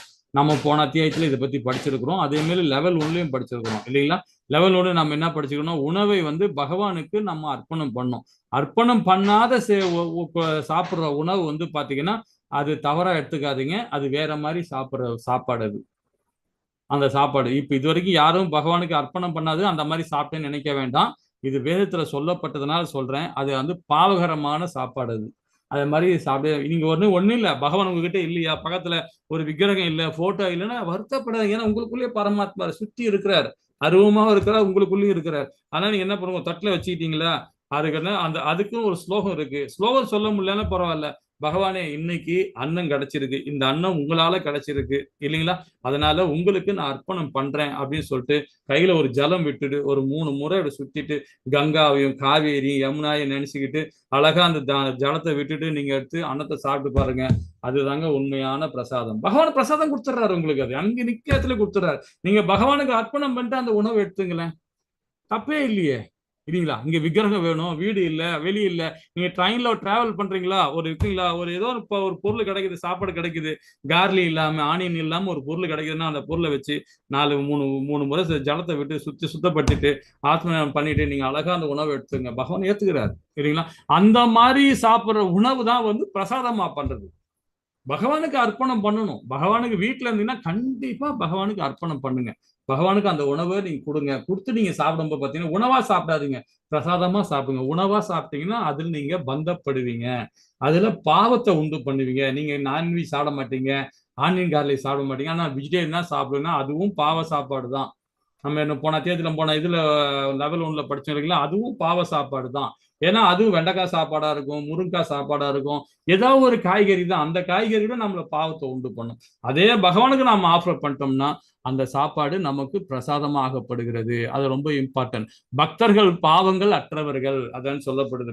பக்தர்கள் எப்பவுமே வந்து பகவானுடைய பிரசாதத்தான் சாப்பிடுவாங்க. பகவானுடைய வேதத்துல என்ன சொல்லப்பட்டதோ அது சார்ந்துதான் அவங்க செயல்படுவாங்க. ஆனா வந்து புலன் கிளர்ச்சிகளை பாவகரமானது 4 விதமான செயல் செய்வாங்க இல்லைங்களா? அதாவது தவறான பாலுணர்வு இருக்கும், அதாவது மாமிசம் தின்றது, மாமிசம் உண்றது, ரெண்டாவது வந்து கேம்பிளிங் பண்றது, அதுக்கப்புறம் வந்து பாத்தீங்கன்னா சூதாடுவது. இந்த மாதிரி சூதாடுறது, அப்புறம் வந்து சீட்டாட்டம் ஆடுறது, இந்த சீட்டாடுறது, அப்புறம் தண்ணி அடிக்கிறது, இந்த மாதிரி கெட்ட விஷயங்கள்ல இந்த 4 விதமான அது செயல்பாடு. நம்ம 5வது அத்தியாயத்துல இதை பத்தி விரிவா படிக்கலாம். சோ இந்த மாதிரி செயல்பாடுங்க வந்து பாவகரமான செயல்பாடு அப்படின்னு நம்ம புரிஞ்சுக்கலாம். ஓகேங்களா? அதோ பக்தர்கள் 3 முக்கிய யாகங்களை செய்கிறார்கள். ஒண்ணு ஜபம் செய்யறாங்க, ஒரு நிவேதனம் பண்றாங்க, பகவானுக்கு ஆஃபரம் பண்றாங்க, அதுக்கு அடுத்தது பிரசாதம் உண்றாங்க. முக்கியமா அது நம்ம பாத்துக்கிறோம். இல்லைங்களா? நம்ம எல்லாமே பிரசாதர். நம்ம எல்லாமே வந்து பாத்தீங்கன்னா நான்வெஜ், வெஜிடேரியன் கிடையாது. நம்ம எல்லாம் யாரும் கேட்டீங்கன்னா பிரசாதர். நம்ம பிரசாதம் சாப்பிட்ற ஆளுங்க அப்படின்னா தான் வந்து பகவானுக்கு நாம முத்திக்கான வழியை நம்ம கண்டுபிடிச்சுன்னு அர்த்தம். நம்ம உணவா நாம சாப்பிட்டோம்னா கண்டிப்பா பாவத்தை சேர்ப்போம். பிரசாதமா சாப்பிட்டோம் நமக்கு வந்து பாத்தீங்கன்னா கண்டிப்பா நம்ம இதுதான் ஆத்ம நிவேதனம் பண்ணணும். பகவானுக்கு நிவேதனம் பண்ணி நம்ம அந்த உணவை எடுத்துக்கணும். இல்லைங்களா? ஹரே கிருஷ்ணா. அதாவது கருணமயமான பகவான் கிருஷ்ண பிரசாதம் மிகவும் அருமையானது. இதை பத்தி நிறைய சொல்லணும், நமக்கு டைம் இல்லை, அதனால ஃபாஸ்டா போயிட்டு இருக்கேன். 14வது மழையால் தோற்றுவிக்கப்படும் தானியங்கள். டைம் ஆயிட போகுது வேற. சரி. மழையால் தோற்றுவிக்கப்படும் தானியங்கள் எல்லா ஜீவன்கள் உடல்களையும் வாழ்கின்றன. யாகத்தால் மழையும் விதிக்கப்பட்ட கடமைகளால் யாகம் உண்டாக்கப்படுகிறது. இங்க ரொம்ப இம்பார்ட்டன்ட் பாருங்க. இப்ப அந்த மழை வருது, எதுக்காக மழை வருது? நம்மளுடைய சாஸ்திரங்கள் என்ன சொல்லுதுன்னு பாத்தீங்கன்னா, பிராமணன் தன்னுடைய கடமையை அவன் கரெக்டா செய்யணும். ரெண்டாவது சத்திரியன் அவனுடைய கடமையை அவன் கரெக்டா செய்யணும். சூத்திரன் அவன் கடமையை செய்யணும். அதே மாதிரி வைசியனும் அவன் கடமையை கரெக்டா செய்யணும். அவன் யாகத்தை அவன் கரெக்டா செஞ்சாங்கன்னா கண்டிப்பாக அந்தந்த காலத்துக்கு தகுந்த மாதிரி கரெக்டா மழை வரும், அது கரெக்டா அந்த இடத்துல வெயில் கிடைக்கும், எல்லா பருவங்கள் கரெக்டா நடக்கும். இல்லைங்களா? அது எப்படி வரும்? நம்மளுடைய செயல்பாடு மூலியமா தான். நம்ம என்ன மாதிரி யாகம் பண்றோமோ அந்த யாகத்துக்கு தகுந்த மாதிரி மழைகள் நமக்கு வரப்படுகிறது அப்படின்னு நம்ம புரிஞ்சுக்கலாம். இது இன்னும் விரிவா படிக்கலாம் இதை பத்தி. இதுல 15ல என்ன சொல்றாரு? விதிக்கப்பட்ட கடமைகள் வேதங்கள் அடிப்படையாக கொண்டவை அப்படின்னு சொல்லப்படுது. விதிக்கப்பட்ட கடமைகள் என்ன? நம்ம பிராமணன், சத்திரியன், வைசியன், சூத்திரன் அவங்க விதிக்கப்பட்ட கடமையை வேதங்களை சார்ந்து செயல்படுது. வேதங்கள் நேரடியாக முழுமுறு கடவுளிடமிருந்து தோன்றியவை. எனவே எங்கும் பரவி உள்ள முழுமுறு கடவுள் எல்லா யாகங்களிலும் நித்தியமாக விட்டுள்ளார் அப்படின்னு புரியுமா. இது ஒரு பிக்சர் ஒண்ணு காட்டுறேன், அதை பாருங்க. இது வந்து யாக சக்கரம் சொல்லப்படுது. நம்மளுடைய செயல்பாடு இது வந்து நம்மளுடைய செயல்பாடு யாக சக்கரம். இது வந்து பாத்தீங்கன்னா இதுல வந்து நம்ம முக்கியமா பார்த்தீங்கன்னா உயிர்வாழிகள், நம்ம எல்லாமே உயிர்வாழிகள்னு நம்ம மட்டும் கிடையாது, மனுஷன் மட்டும் கிடையாது, எல்லா உயிர்வாழிகளும் சரி. 84 லட்சம் உயிர்வாழிகள் இருக்கு. எல்லா உயிர்வாழிகளுக்கும் வாழ்வாதாரம் எது? உணவு. இல்லைங்களா? வாழ்வாதாரம் எல்லா உயிரினங்களுக்கும் வாழ்வாதாரம் உணவு தான். இப்போ நம்ம மழை பெய்யுதுன்னா நமக்கு மட்டும் மழை கிடையாது, நமக்கு மட்டும் மனுஷனுக்கு மாத்திரம் கிடையாது. புழு பூச்சி இருக்கு, மரம் இருக்கு, ஏன்னா கடல்ல உள்ள மீன் கூட அந்த கடல் உள்ள உப்பு தண்ணியில இருக்கிற மீன் கூட உப்பு தண்ணியில தான் இருக்கு அந்த மீன். அது கூட மழை தேவை. மழை இல்லைன்னா அந்த உயிர்வாழி கூட பிரச்சனை தான் அது. அப்போ வாழ்வாதாரம் என்னன்னா உணவு, அது உற்பத்தி செய்யப்படுகிறது மழை. இல்லைங்களா? எதை சார்ந்து உள்ளது? யாகங்களை சார்ந்திருக்கு. தோற்றியாது விதிக்கப்பட்ட கடமை. எதனால? வேதங்கள். கரெக்டா? பரமபுருஷ பகவான். திருப்பி நான் சொல்றேன் பாருங்க. உயிர்வாழிகள் உணவு கண்டிப்பாக தேவைப்படுது. இல்லைங்களா? அந்த உணவு எதிலிருந்து வருது? மழையினால வருது. மழை எதனால வருது? யாகங்கள் எதனால வருது? விதிக்கப்பட்ட கடமை. இப்ப இங்க இருந்தே ஸ்டார்ட் பண்றேன். வேதங்களை விதிக்கப்பட்ட கடமைன்னு சொல்லும் போது நாம என்ன செய்யறோம்? ஒரு பிராமணன் அவனுடைய கடமையை கரெக்டா செய்யணும். சத்திரியன் அவனுடைய கடமையை அவன் செய்யணும். வைசியன் அவன் கடமையை கரெக்டா செய்யணும். வைசியர், சூத்திரர் அவர் கடமையை செய்யணும். இல்லைங்களா? அப்போ என்ன ஆகும்னா அந்த யாகம் செய்யறதுனால கரெக்டாக 3 வேளைக்கு 4 வேளை கரெக்டா மழை பெய்யும். கரெக்டா அந்தந்த பருவத்துக்கு தகுந்த மாதிரி கரெக்டா நடக்கும். இதனால உணவு உற்பத்தி ஆகும். இதனால வாழ்வாதாரங்கள் நிறைய உயிர்வாழிகள் நம்ம அடைய அது வந்து அந்த ஜீவிக்குது. இல்லைங்களா? அப்போ நாம எங்கிருந்து ஸ்டார்ட் ஆகுது பாருங்க. நம்முடைய யாகங்கள் தான் ஸ்டார்ட் ஆகுது. என்ன யாகங்கள்? நமக்கு விதிக்கப்பட்ட கடமையை செய்யறதுதான். நான் பிராமண குலத்துல பிறந்துட்டேன், சத்திரி குலத்துல பிறந்துட்டேன், நான் வைசியம் குலத்துல பிறந்தேன், இதான் செய்வேன் கிடையாது. செய்யுங்க, தப்பு இல்லை, அது செய்யறது நல்லதுதான், அது செய்யணும்னா. ஆனா உங்களுக்கு எது வருதோ அதை செய்யறது வந்து ரொம்ப சிறந்தது. அதுதான் நம்மள வர்ணமா தீர்மானிக்குது அப்படின்னு புரிஞ்சுக்கலாம். இல்லைங்களா? ஒரு பிராமணனா செயல்படும் போது அது ஃபைன், நல்லது. அவர் அந்த குளத்துல பிறந்தார், அந்த குளத்துல செய்யறாருன்ன போது நல்லது. இல்லைங்களா? அதே மாதிரி சத்திரியும் வேலையை பண்றாருன்னா நல்லதுதான் அது. அதே மாதிரி ஒரு பிராமணன் சத்திரனாவும் இருக்கலாம், சூத்திரனாவும் இருக்கலாம், வைசியனாவும் இருக்கலாம், பிராமணாவே இருக்கலாம். அவனுக்கு உள்ள கடமை அது இல்லைங்களா? அந்த கடமைக்கு தகுந்த மாதிரி இது யாக சக்கரம். அடுத்த சக்கரத்தை பாருங்க. அதாவது பகவானுக்கு திருப்திப்படுத்த நாம சங்கீர்த்தனம் ரொம்ப முக்கியம். நாம சங்கீர்த்தனம் பண்ண பண்ண கண்டிப்பாக நம்முடைய கடமை நாம சரிவர பண்ணும்போது நமக்கு கண்டிப்பாக மழை பெய்யும். மழை பெய்யும் போது தானியங்கள், அதாவது பஞ்சபூதங்கள் எல்லாமே சரி, புல்லு பூண்டு எல்லாமே வளர ஆரம்பிச்சிடும் இல்லைங்களா? அது பகவானுக்கு நாம சமர்ப்பணிக்கிறோம், அது பிரசாதமா ஏற்றுக்கொள்ளும். சக்தியை பகவானை நம்ம சேவையிலிருந்து ஈடுபடுத்தல் நம்ம புரிஞ்சுக்கிறோம் இல்லைங்களா? மழையினால தானியம் கிடைக்குது, தானியனால நம்ம பகவானுக்கு நம்ம ஆஃபர் பண்றோம், அது நமக்கு பிரசாதமா கிடைக்குது. அந்த பிரசாதத்தை உண்ணும் போது நம்ம நிறைய விஷயங்கள் நாமும் மாற்றம் ஏற்படுகிறது இல்லைங்களா? ரொம்ப அழகா நம்ம இதை புரிஞ்சுக்கிட்டோம். இந்த இந்த இந்த இந்த அதோட சாராம்சத்தை பாருங்க. அனைத்து யாகங்களும் சிறந்தது சங்கீர்த்தன யாகம். சங்கீர்த்தன யாகம் பண்ணும்போதுன்னா பகவான் ஹரிநாமத்தை நம்ம கோவில வெள்ளி ஞாயிற்றுக்கிழமை ஒரு நாளைக்கு வாங்க. எல்லா நாளும் வரணும் முடியலன்னா பரவாயில்ல, கோவில ஞாயிற்றுக்கிழமை மணிக்கு ஒரு நாளைக்கு வாங்க. காலையில வாங்க, முடிஞ்சா காலையில வாங்க, இல்லைன்னா சாயங்காலம் 4 மணிக்கு மேல வாங்க. அழகா பகவானுக்கு சங்கீர்த்தனம் பண்ணுவாங்க, கீர்த்தனம் பண்ணுவாங்க. ரொம்ப அழகா அது கலந்துக்குங்க. இது மாதிரிலாம் கலந்துக்கும் போது பாத்தீங்கன்னா நம்மளுடைய நிறைய செயல்பாடு நமக்கு மாற்றம் ஏற்படும் இல்லைங்களா? இல்ல வருஷத்துக்கு ஒரு வாட்டி 6 மாசம் ஒரு வாட்டி வந்து கோவில வந்து சேவை பண்ணுங்க. உங்களால முடிஞ்ச வரைக்கும் எந்த கோவில் உங்க பக்கத்துல எந்த கோவில் இருக்கோ அந்த கோவில போய் பகவானுக்காக சேவை பண்ணுங்க. சேவை பண்ணும்போது நிறைய விஷயங்கள் நம்ம மாற்றம் ஏற்படும் இல்லைங்களா?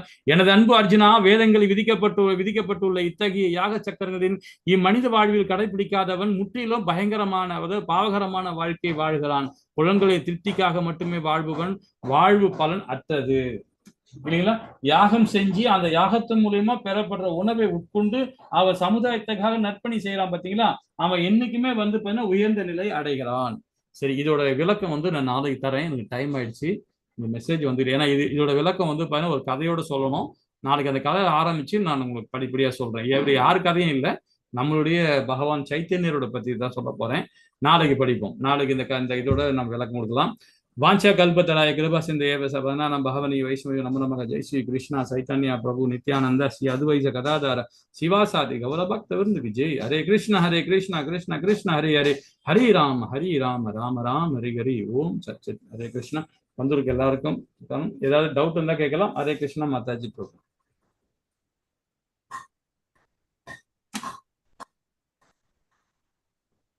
15 ஸ்லோகம் தான் முடிச்சோம். ஹரே கிருஷ்ணா. ஏதாவது டவுட் இருந்தா கேட்கலாம். ஹரே கிருஷ்ணா மாதாஜி பிரபு.